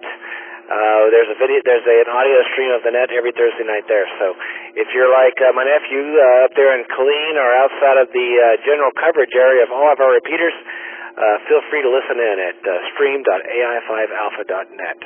And with that, we're going to move on down to Anderson, KI5NLK, and see what Anderson's been up to this week. Go ahead, Anderson. Hey, Ray, I got to get a big cough out before I start to talk because, man, this weather's beautiful, but it's been killing my allergies. KI5NLK if I'd had an ID. But yeah, radio stuff's been going on. Nothing too much other than just finally that tower section that Sammy had. I told him, I said, hey, I'll take that, and he said, well, you can't have it. Ernesto's got it. Then Ernesto had it, and he was like, I don't know that I can get this up in my yard. So I adopted it from him, and hopefully we'll get it up somewhere. I'm not exactly sure how to install it because it doesn't look quite the same as standard tower stuff that I've looked at on the interwebs. It looks like maybe it's like a little different, but either way, I might ask you for some help on that. But yeah, that's pretty much it. That's it? Come on, man. There's something more going on. What else you got going on? Tell us about the zoo you got going on the bed behind you. Should I tell you about the zebra I've got on the bed? That's a giraffe, dude. And the other thing, I don't know if did I tell you that I got that little dirt bike to run? I was pretty pumped about that too. And I had my brother-in-law came over, and he rides motorcycles a lot. And so when he saw that it was running, he was like, oh, man, I got to try this thing out. And I was like, well, be careful. 23-year-old tires, it could slide out from under you at any moment. But he rode it around the neighborhood, and he goes, no, it's great. It runs great. It's awesome. Well, I said zoo because you've got a giraffe and looks like a bear, maybe some other like cushy things going on over there. But anyway, yeah, glad to hear the motorcycle's running, man. I'm actually gonna. Oh, there's a lion too. Jeez. Oh, okay. Lions and tigers, oh my. Guys, if you don't know what I'm talking about, come join us on the video feed on Discord, guys. That's where all the fun happens. But anyway, the motorcycle is pretty awesome, and I'm gonna have to borrow it because I'm gonna be camping. I'm gonna be using the camper here a lot in the next few weeks, so I might have to just come borrow that thing. But anywho, that's just me, and I'll open it up and let's see if anybody else wants to borrow either your motorcycle or your plush 6-foot-tall giraffe that you have behind you on video. Guys, we've got Anderson, KI5NLK here with us. If you'd like to come say hi, come say hi. BBS. Hi, Rusty. Hey, man, so I want to know when the tower party is. I'm going to come over and help. Because I don't believe those things are actually going to get vertical. So please let me come help do that. And if you have a spare portable air conditioner, I would totally be down to borrow that as well. WZ5BBS. I'll dig the hole. Yeah, I do have spare portable air conditioners. I'm collecting them. I've got quite a collection going already. People, they just forget about them and they leave them at my house, so who knows what happens. And it's the only hurdle is the wife, but it's going up. By the way, these animals, I have lots of. My parents think it's funny to get these huge stuffed animals for my 4-year-old, which it was funny when she was a 2-year-old because the animals were huge and stuff. She's 4 now, and they serve no purpose, so they're free to a good home if anybody wants like a giant giraffe or a weird dog stuffed animal. I think there's a lion, there's a kangaroo, there's oh God, there's a bunch of them.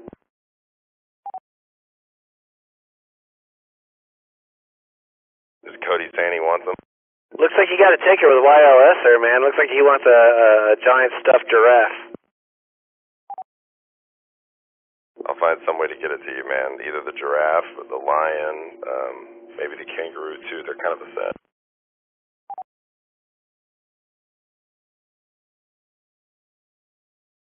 All right. Free shoes for a giraffe. That sounds like a fair trade. Roger that. Anybody else got anything for Anderson tonight? KI5 NLK's with us. KI5 YLS. Go ahead, RYLS. Yeah, Anderson, I will gladly take those because I fully plan to make a whole, shed. Oh, yeah, definitely need that one. Yeah. I plan to make, a whole, gaming shed, radio shed, gaming shed kind of thing, and I could put those in the back of my, live stream, and they could be a very interesting background. I guarantee you a lot of people will ask a lot of questions. So, yeah, I will definitely take those. Consider them yours, man. So, for those of you who don't have video access, I was kind of halfway kidding when I said he's got a zoo behind him, but it actually turns out he actually has a kangaroo. He's got a kangaroo, a lion, and a giraffe all stuffed, laying on a bed behind him. And basically, when you're looking at Anderson on the camera, he looks like a bear already. So there's a bear. Oh, now there's a big-ass dog. Okay, good stuff. All right, well, you guys who don't join us on video at night are missing out because it's good times. All right, anybody else have anything for Anderson tonight? KI580K's here. KI5OBD. Go ahead, Scott. Love the stuffed animals. But back to the tower sections. How many and how tall are they? And, how high is it going to be? Well, so it looks like 10-foot, two 10-foot pieces, and then a fairly large hole in the top for like a mast piece. So I'm thinking I can get 30 foot out of this thing pretty easily. But that may be I may be talking out my you know what. So you don't have an HOA, I take it. And I don't either. And my antenna farm is visible for at least a block, and nobody's ever said a peep about it. But so I'm intrigued. I wonder if I could get away with. And you're the one that turned me on to chimney straps. At the very beginning, when I first got on the air, you're one of the first guys I talked to, and you turned me on those chimney straps, and I took it to an extreme, and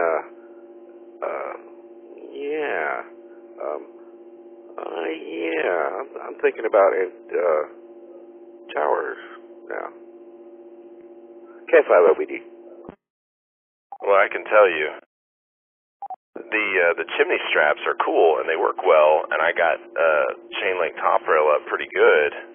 But I think it's the least attractive thing in the backyard, and I think I will be able to convince my wife this will be the more attractive option, and I'll be able to get it away from right up at the chimney, so it'll actually even pretty the place up. But yeah, we don't have an HOA. We're kind of, you say you can see your antennas from a block. We're really only like a block out here. There's just not that much. One thing I'd like to jump in and mention is that even in HOAs, people used to put up towers or push-up poles for TV antennas, and so you can get away with quite a bit. You'd be surprised. I live in an HOA. It is quote unquote a volunteer HOA, so I don't have to pay for it. But I do get letters if I don't fix my fence when it breaks. And I have a 50-foot tower in my backyard. Never had anybody say a word about it. So, just saying. Anyway, all right. Let's see if anybody else, by the way, has anything else for Anderson tonight on the net. If you join us late, you're still listening to the N5OAK Thursday Night Net, and we're talking to KI5NLK. And let's see if anybody else has anything for Anderson tonight.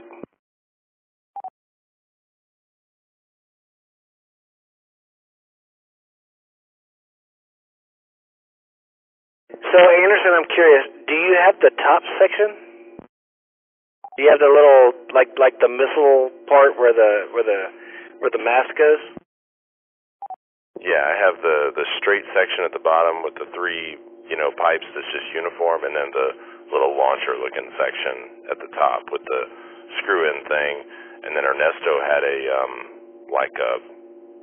I don't know what we're going to call this, a longhorn that goes at the top and has 2 different masts, one on each side, so he could put multiple antennas at the top of it. And so I kind of was thinking I'd put the 6-meter antenna, or maybe, I don't know, you'll probably have to help me with that. I'll look at that and go, that don't make any sense. Just stick them up there and put one, make a little cross out of them or something. Okay, that's awesome. So you've got the little, the top section that holds the mast, so you'll be able to take your 10-foot piece of top rail and actually stick that through the mast section at the top. So even at 30 feet of tower, you're going to have a 40-foot base to your 2-meter antenna by the time it gets up there, right? It'll be 20 foot of tower, so 30 foot with the mast is what I'm thinking, yeah. Okay, so you have 2 sections of tower. Okay, well that's a good start. And we'll get you another section and get you a little higher as time progresses. But that's a really good start for you, man. I think that's going to work out great for you. All right, well, let's let him go and do a station ID and do a final round of check-ins. What do you say, guys? Let's do a station ID. This is the N50AK Oak Hill Amateur Radio Club Thursday Night Net, hosted every Thursday night here on 147.320 officially, but it extends through the entire extended Oak Hill Amateur Radio Club and the KA5D system and the KC2KOO and a bunch of other folks that join us every Thursday night connected. So if you are hearing my voice tonight and you have not checked in, we would love to hear you. I'm about to do another round of check-ins. You do not have to be a club member. In fact, we encourage any and all licensed amateur radio operators to check in either by HF, RF, or Echo, or whatever means you could check in. We'd love to hear from you. So I'm gonna open it up again. My name is Ray. K5BZI is my call sign. I'm net control operator, and I'm gonna open it up for another round of check-ins. So come with your name and call sign now, please. This is Kilo 9 Lima Zulu Yankee, seeing if this thing works now that I think I fixed it. Sounded great, man. You sounded great. We'll get you on the list as a recheck, and we'll check back in with you here in just a minute. Anybody else want to check in? This is Alpha India 5 Hotel Papa in Buda.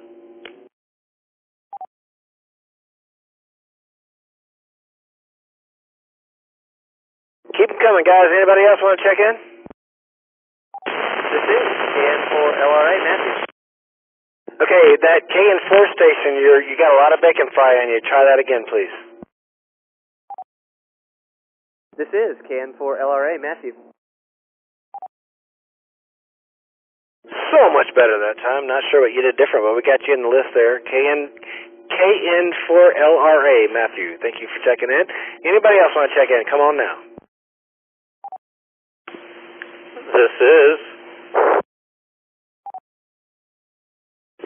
KC3 NAG Randy Anderson Mill coming in on the flagship 320. Of course. Anybody else? This is KI5YLS Cody in Fort Hood. Got you, Cody. Keep them coming, guys. This is W5LUL Holly in Buda.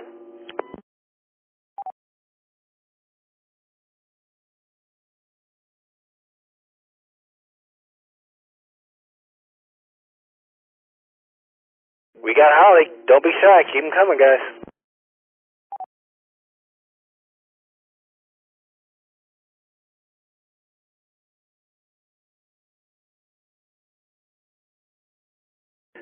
Final call for check-ins for the Oak Hill Amateur Radio Club, guys. Keep them coming.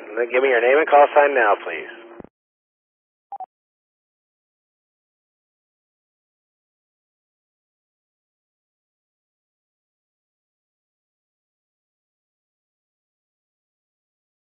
All right, nothing heard. Let's go check in with, let's see, we got K9LZY. Got his rig working. And we got him on video as well. What's up, Rob? Hey, K9LZY. Yeah, I've been doing a lot of playing around with DMR, and I had 2 hotspots set up, and normally I can't hit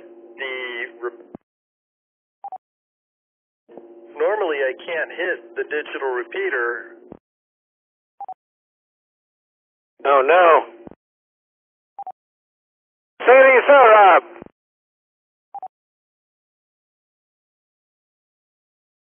I think I'm hitting the digital repeater. All right, we're going to check back in with Rob here in just a minute. Give him a minute. Oh, man. Don't you guys love it when stuff like that happens in the shack? Like you have something configured for something else, and you're just trying to check in the net, and it just goes awry. All right, we'll give you a minute there, Rob, and go check in with Aaron. AI5HP. Go ahead, man. What's new? AI5HP here. Hey, Ray. Good to hear you, and I just barely turned on the radio about 20 minutes ago, and I figured, hey, I'm always getting saddled with these long-running nets. Let's see if it's happening in Ray tonight. And sure enough, here we are, man, almost butting up against 11 o'clock. Look at that drop. So, kudos to you for having the endurance. For me, I've been, my sleep schedule has been screwed up ever since I ripped my Achilles. So, turns out that not so bad for me to be on at this point, but I am ready for bed. And this weekend, my XYL, Nora, actually took down her and Matthew KI5 VND. They took down Ernesto's infed half wave that I've been borrowing and deployed the one that I bought a few weeks back for me. They did all the dirty work. I just hobbled onto the back porch and directed like a supervisor, like a city supervisor or something. Let me just drop. And yeah, because it was, it was my antenna, we could be a little bit more aggressive in our placement of it. So we threw it over the 5-year-old country and kind of did, changed the placement a little bit, tried to get a little bit more height. Now, it wasn't much more height that we got to it, but it was enough that I was actually able to tune like 80 and 40 meters, as well as, I think 15 and maybe 17, I can't remember, 15. I can't remember if I got 15 and 17 or 15 or 17, but it made a big difference, especially like in 80 meters, especially. Let me know the drop. And that was just with a little bit of height, a little bit of change in the placement.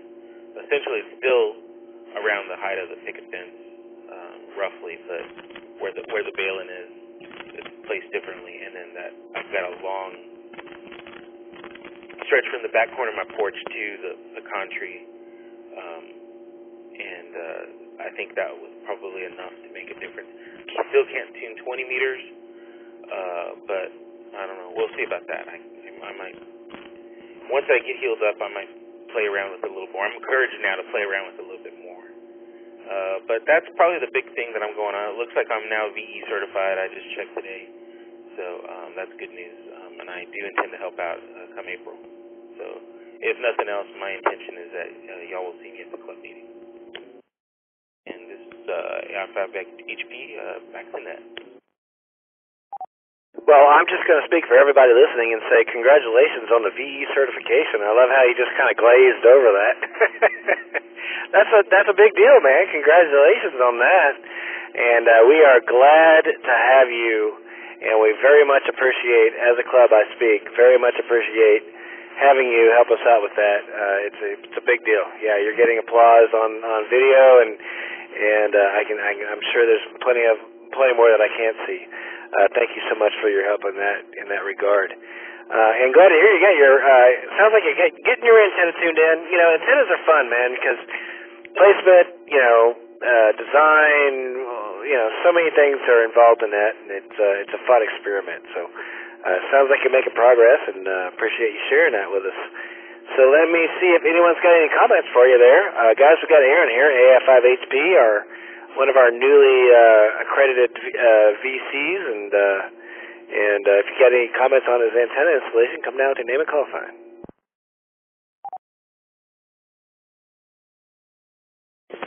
KC3, NAG. Yeah, go ahead, Randy. Hey, man, congratulations on getting the VE there. I mean, that's really, really cool. I'm a mechanical engineering guy, but I don't know, radios are cool too, okay. But, you know, I got my tech in general. And I know, you know, the club now has got this whole thing going up, and it's like, it would just be cool to you know, to be like a, you know, VE, and I would like almost go get my extra license just to do it, and I'm starting to think now, maybe I could do it before Ray.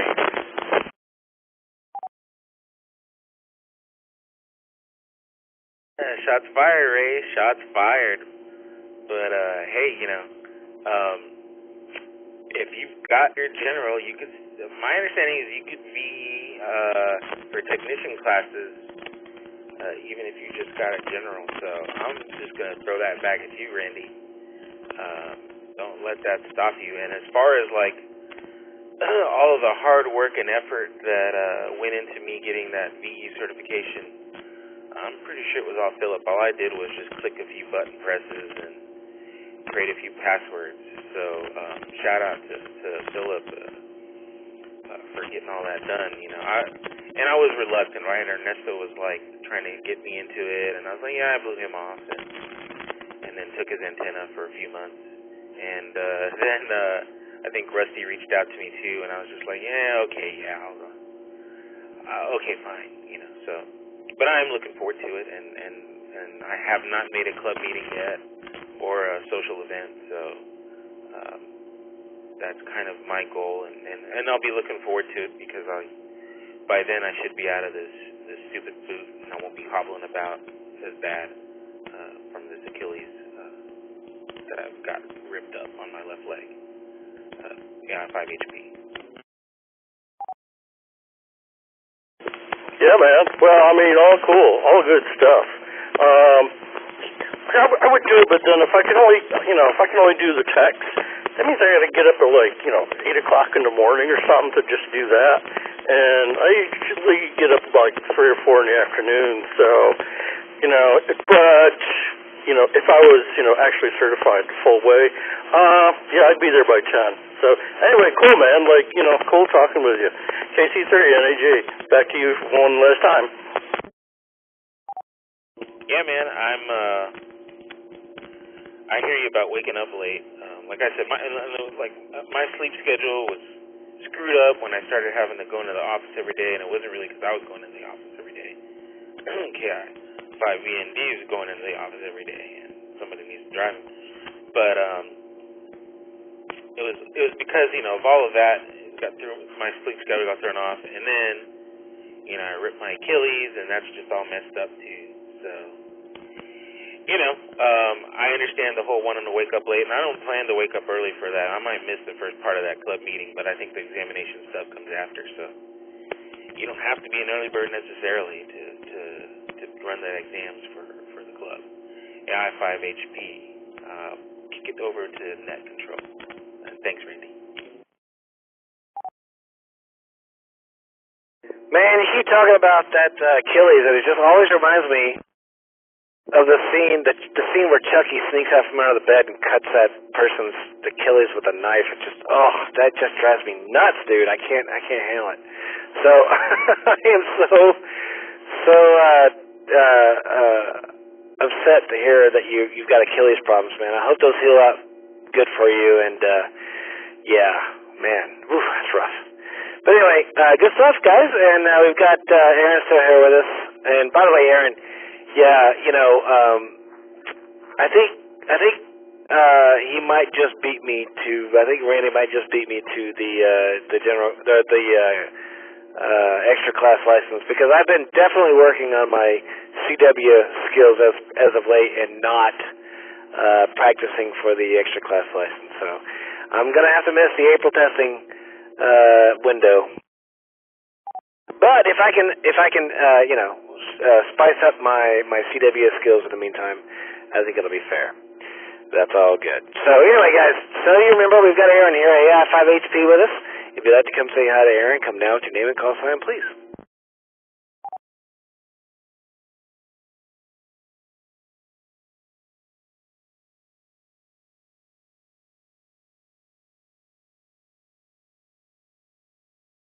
All right, nothing heard. Thanks for joining us, man. Let's go check back in with K9LZY. Rob, man, how are things functioning over there in the QTH, brother? I actually have, and I can do this, I've got a radio for sale. It's an Anytone DMR radio. I've switched back to the ICOM 2370A. Obviously I have something misconfigured. I'm not dropping some of the DMR channels. Normally I can't hit the 441 repeater, and I guess propagation is better tonight, so I'm hitting it and it's locking in and not releasing channels. So that's what I've been working on. I even posted one of the funky things that's happening on Discord there. Other than that, everything's just rolling along. Back to net.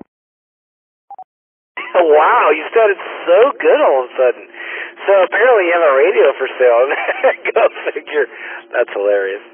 Guys, guess what? We've got K9LZY with us tonight, and he's full quieting and not cutting out. If anyone would like to say hi, come now with your name and call sign. Come say hi to Rob.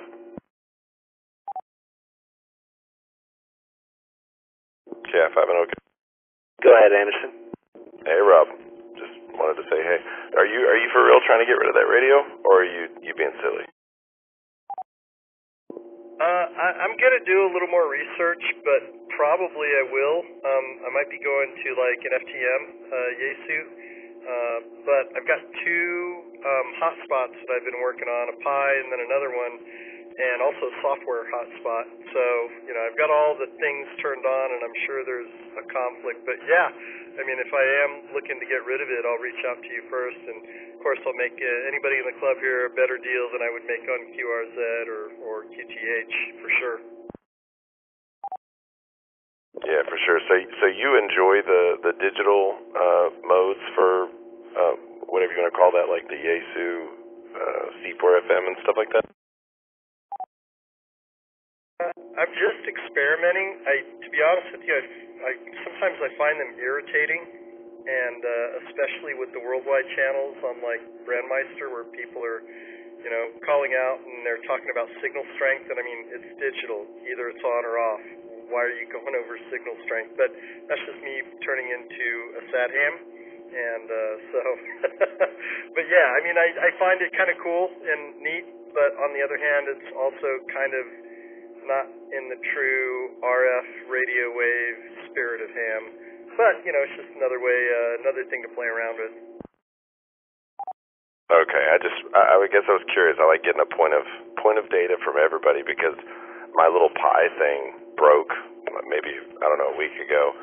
For the Pi Star thing broke, and I'm like, I don't think I'm going to replace it. And every time I look at a mobile radio, I'm like, I don't know if I want to get one that has digital.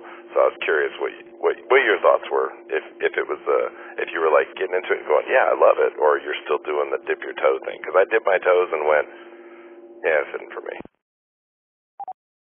Well, the big thing is that if I start traveling for work again, I want it so that I can check in the net no matter where I'm at. And then also traveling back to California, seeing my folks, my parents, and they live kind of up in the mountains. There's one repeater, but it doesn't have much as far as anything, and so it's more about to get back in touch with the group when I'm out here, or out on the road, that is. Well, you know what we should do is we should convince Rusty to get a 10-meter repeater or an 80-meter repeater for people to long range get into the net. Wow. Speaking of that, I was probably going to look at buying a Kraken if we can't find that rogue signal. I mean, I can justify the $600 and whatever and tell the wife, no, it's for the club, honey, really, I promise.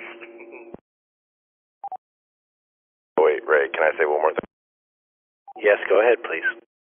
Speaking of the rogue signal, so where I hear it is, I know Rusty said he thought it was to the east of the river, or to the east of Mopac, but where I hear it is when I go past the mall and then I snake back up in those hills towards a school, or a swim school, or the Trader Joe's and stuff, I start to hear it up in there, so I think it's more to the west.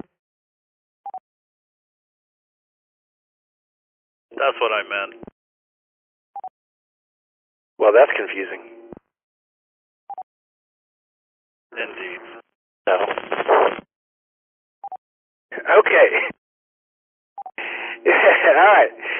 Let me remind you guys that, in fact, we are having a net here. M50AK Thursday Night Net. It's 11 p.m. It's been going for a while. It turns into a rag chew after like 3 hours, so it's all good.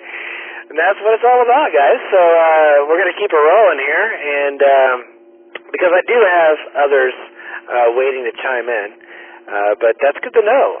So east means west, and west means east, and if you hear the signal that is interfering with the yoke, please let us know where it is. And if you happen to hear it, by all means, let me know. Like I said earlier, guys, I have a directional antenna that is actually usable vertical right now because the wind blew it down on my tower. So if everybody who has my cell, or at least ping me on Discord if you hear it, let me know and I'll run to the shack and ping it. All right, let's see if anybody else has anything for K9LZY before we let him go.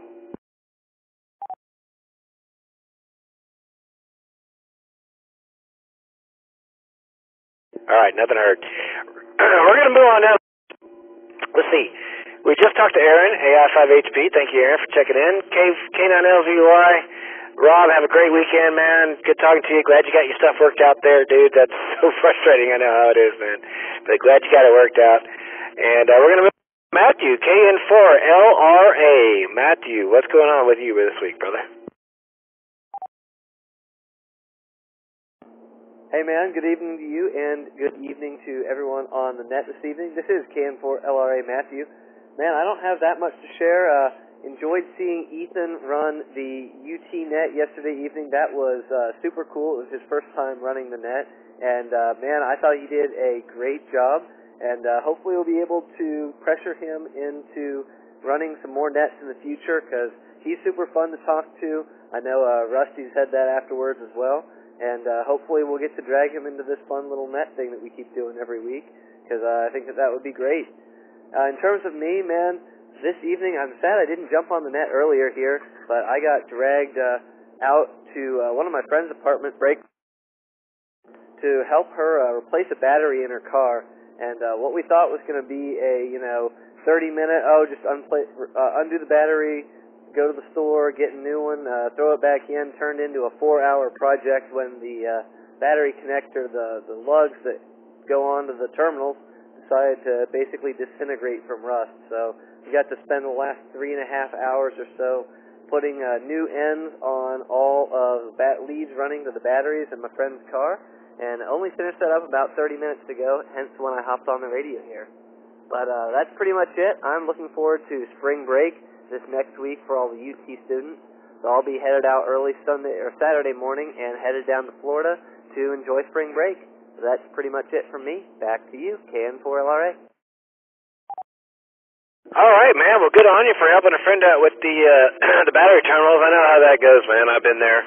I don't know if you know this, but my daily driver is a 1972 Chevy, and so I just, in fact, had to replace the ground terminal bracket clamp, whatever it is on the wire.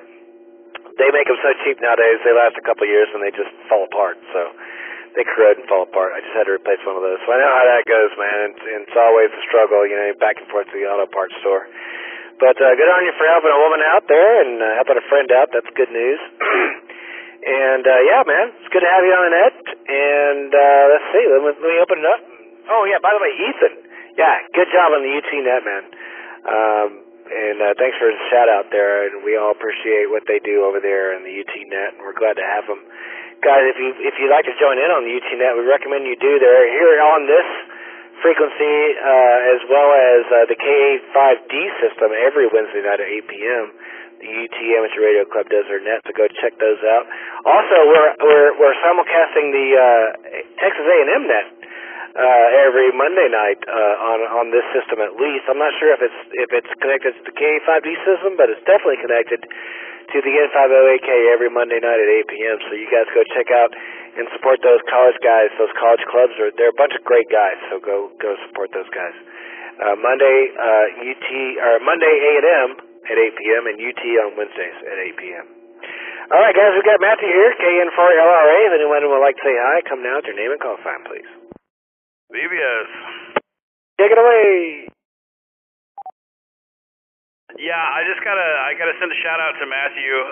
He has brought lots of personality to the Wednesday night net. It's been a whole lot of fun, and they've also been instrumental in reaching out to A&M and dragging them in. So we got the Texas A&M stuff going on Monday, and they also requested the University Nets channel in the Discord. So we gotta throw that in there as well.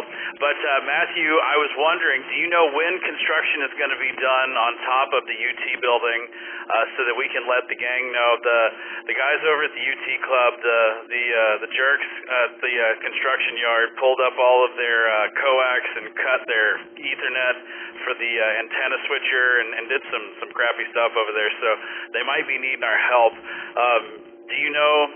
Is that going to be sooner than later, or do you have any clue when they're going to be done up there? Hey, man, well, thank you first for the kind words about the Wednesday night net, and I'll pass that on to Ethan as well. It was super cool to have him run the net.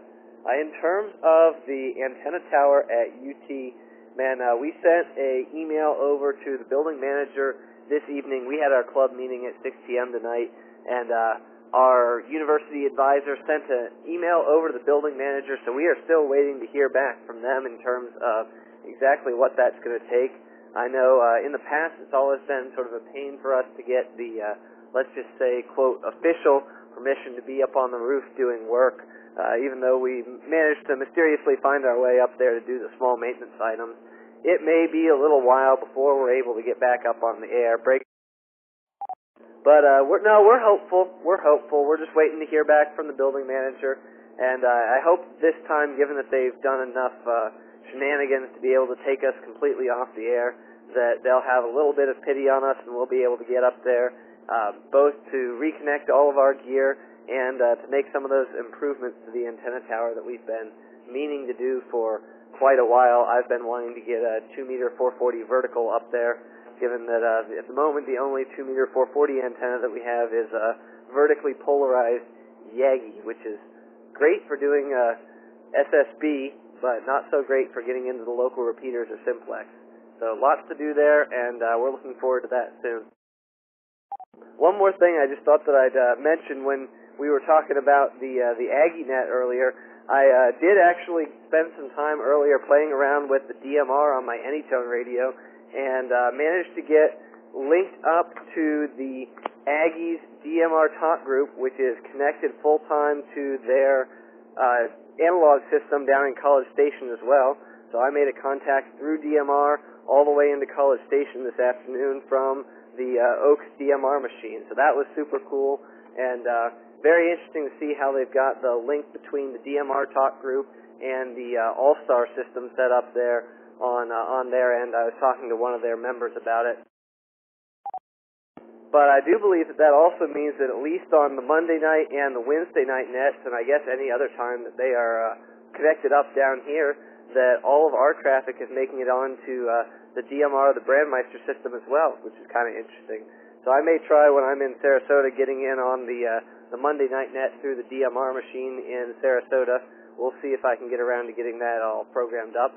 But might be kind of interesting. All right, I think that's it for me. Back to you, Rusty, KN4LRA. Right on, man. Well, we used to tie our DMR in for the Thursday night net, and it kept tripping up the repeater. So I would be interested to see how and what they're doing, because it kept giving us fits. and we used to do that. As far as getting officially on the roof, here's what you need to do.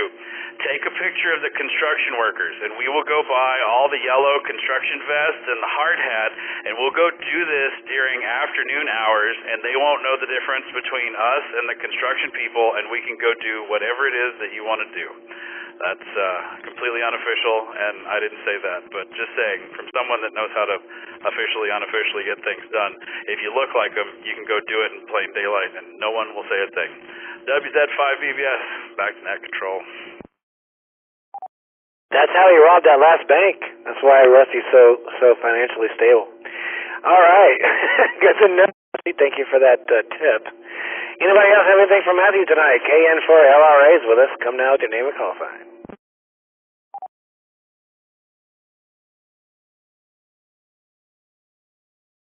All right, Matthew. Thanks for joining us, man. Good times. Glad you made it. Glad we kept the net long enough for you to join us. Anyway, we're going to say remind everybody, actually, that they're listening to the N5OAK Thursday Night Net, still going. Since 8 p.m., we are here every night, every Thursday night at 8 p.m. for the Oak Hill Amateur Radio Club Thursday Night Net. My name is Ray, call sign K5BZI. I am net control. We are in the middle of the second round of regular check-ins, and with that, I'm going to check in with Randy, KC3NAG up there in North Austin. Randy, tell us, man, what's been going on with you this week? Well, Rusty knows the story. Yeah, knows most. Yeah, I had to mow the grasses today. I was involved in this pewter casting project, which I finally finished up today. But interestingly enough, about Yagis, if that broadcast is actually on the 320 frequency, there's no way I can differentiate it up from here, whether it's local or coming from the repeater. So I'm usually disappointed.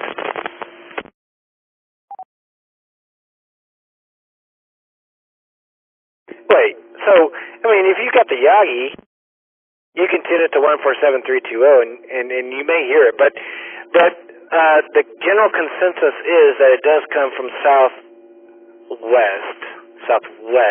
with a big asterisk, because Rusty said east, but it sounds like the signal may be coming from the southwest part of Austin, so aim your Yagi that way.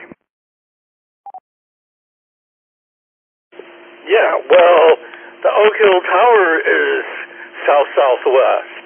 I mean, I've already mapped this out, man.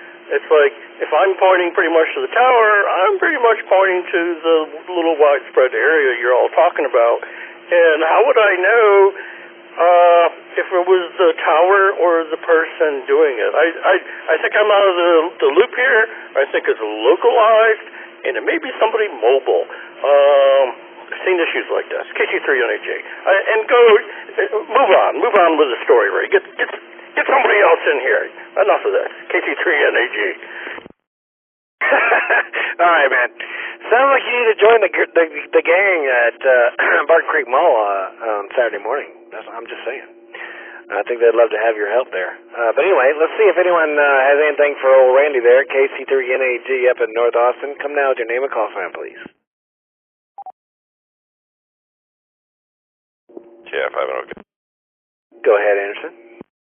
I know Randy said he wanted to leave it, but the signal will broadcast from their little device, and you will not hear it on the repeater, right? So it's broadcasting on the same frequency that you would be listening to the repeater on. And so the repeater will go, yak, yak, yak, this KI5NLK guy's, rag chewing his little booty off. And then you'll hear the fire engine thing on the other device, and they don't overlap.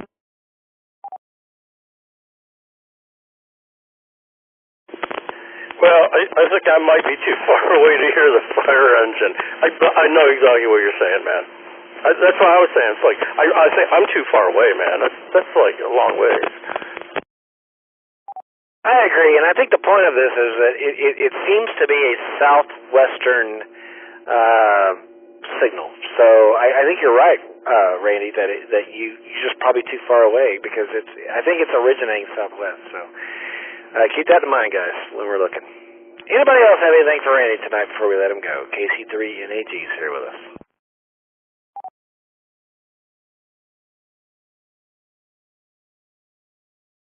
Randy, get that Yagi up high, man, so we can hear you on Tuesday nights. What do you think? Well, that was another thought, too.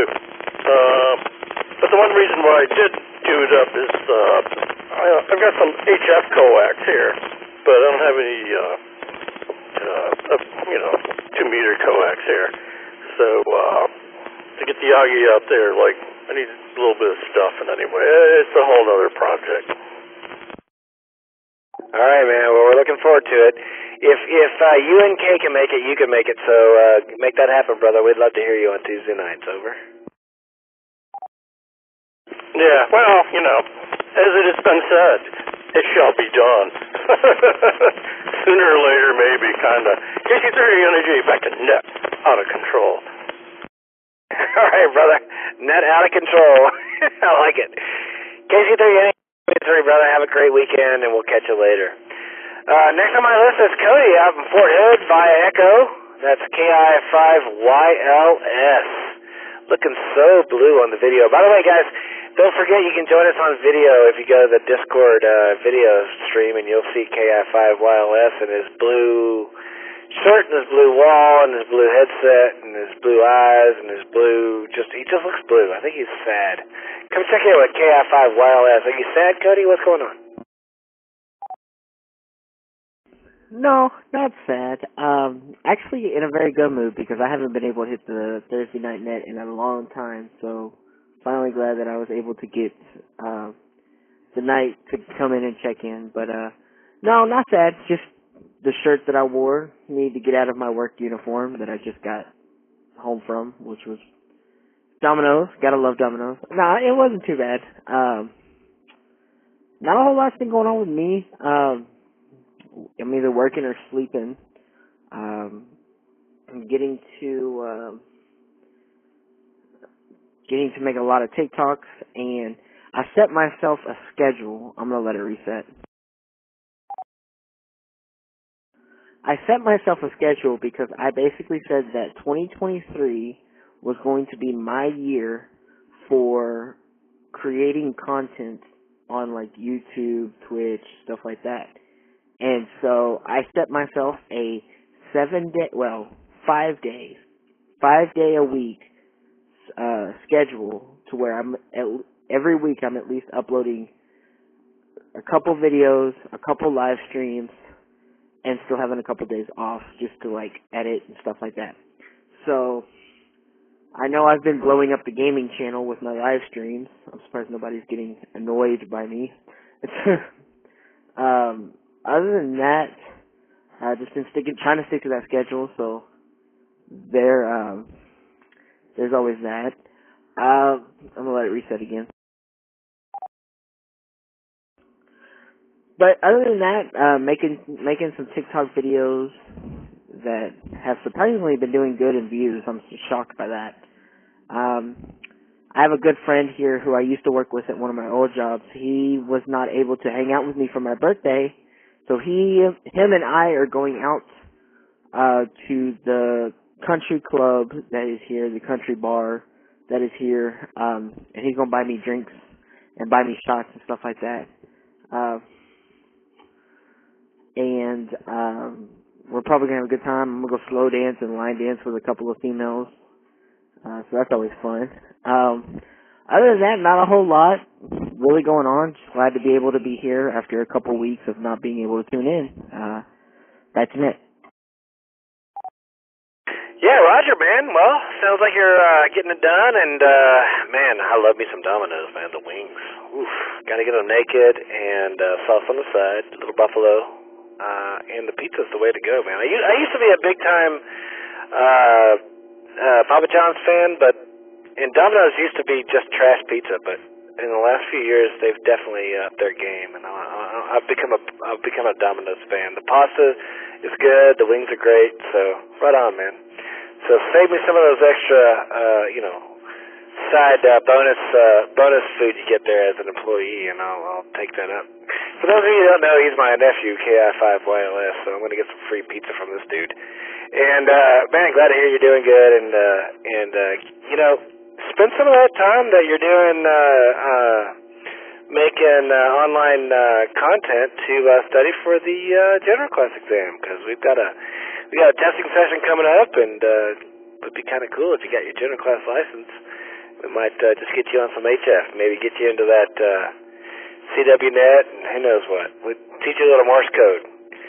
Yeah, you can do it. All right, let's see if anyone got anything for you. Cody's here tonight, guys, for Out and Clean. KI5YLS is with us. If anyone has anything for him, come now with your name and call sign, please.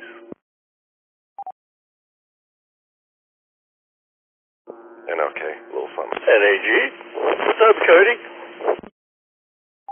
All right, I heard Anderson and Randy. I'll let Randy take it first. Go ahead, Randy.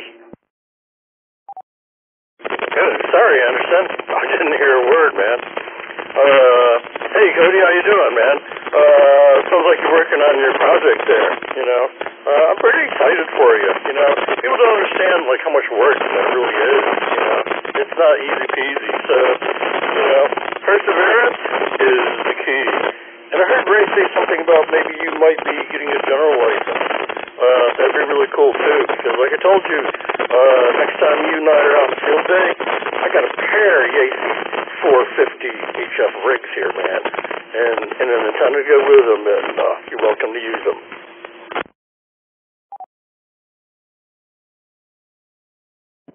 Man, yeah, you had a lot of bacon grease, bacon frying, but I heard it. Yeah, no, I definitely have thought about working on my general as well, and it's funny you say that, talking to Ray. I was live streaming the other day, and I actually asked my chat, there's like whole whopping 2 people that were in there, but I actually asked my chat, I said, what would y'all think if I was able to find a way to do a stream where it's me trying to get in contact with people in repeaters and around the world and stuff like that. And they all said like, oh, that would be cool, you know, it'd be cool to see. So I thought about doing that for a stream as well. And yeah, I love making content, and been told by a lot of people, including some family members, not Ray, but some family members, that making content cannot be a full-time career thing. And so I'm here to prove them wrong, because I know it can be possible. It's hard, but I'm willing to stay on top of it. Let me reset real quick. I'm here to stay on top of it, and I'm here to prove them wrong, and they'll know that they were wrong when I'm making the bucks off of it eventually. But yeah, no, Randy, like you were saying, definitely will work on getting my general at some point. I'm kind of just taking care of personal IRL things before I start working on upgrading hobby stuff, you know. But other than that, yeah, that's really about it. And nice talking to you, Randy. Back to net.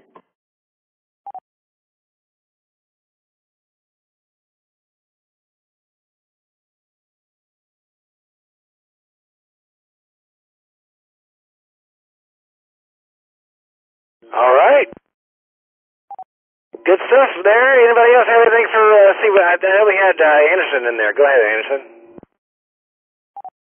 Okay, I5 and okay. I was probably just going to echo what Randy said, which was, you know, I'm always impressed when I see somebody putting effort into something, and I may not understand streaming stuff because I'm, you know, a little older, and I'm probably of the camp that goes, I don't, you know, my cousin tells me I want to be a YouTuber, and I'm like, yeah, get out of here, that's terrible.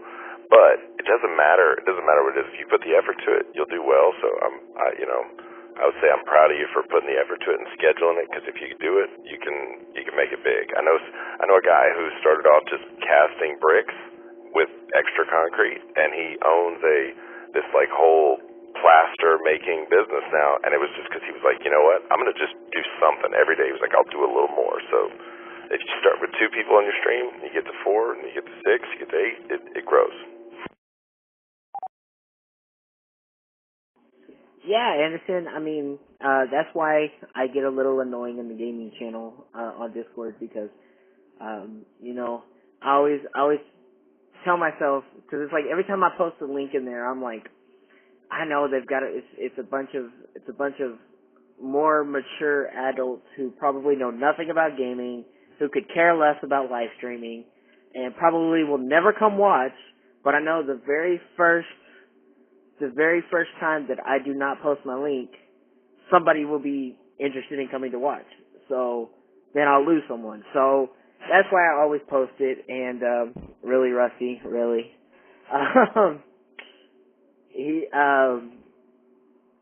So yeah, that's why I posted in there, and I posted everywhere. And you know, it's I know it's not an overnight thing. I learned that the hard way, actually, because one of the old accounts that I had that I lost the login to, I was talking about y'all. I was actually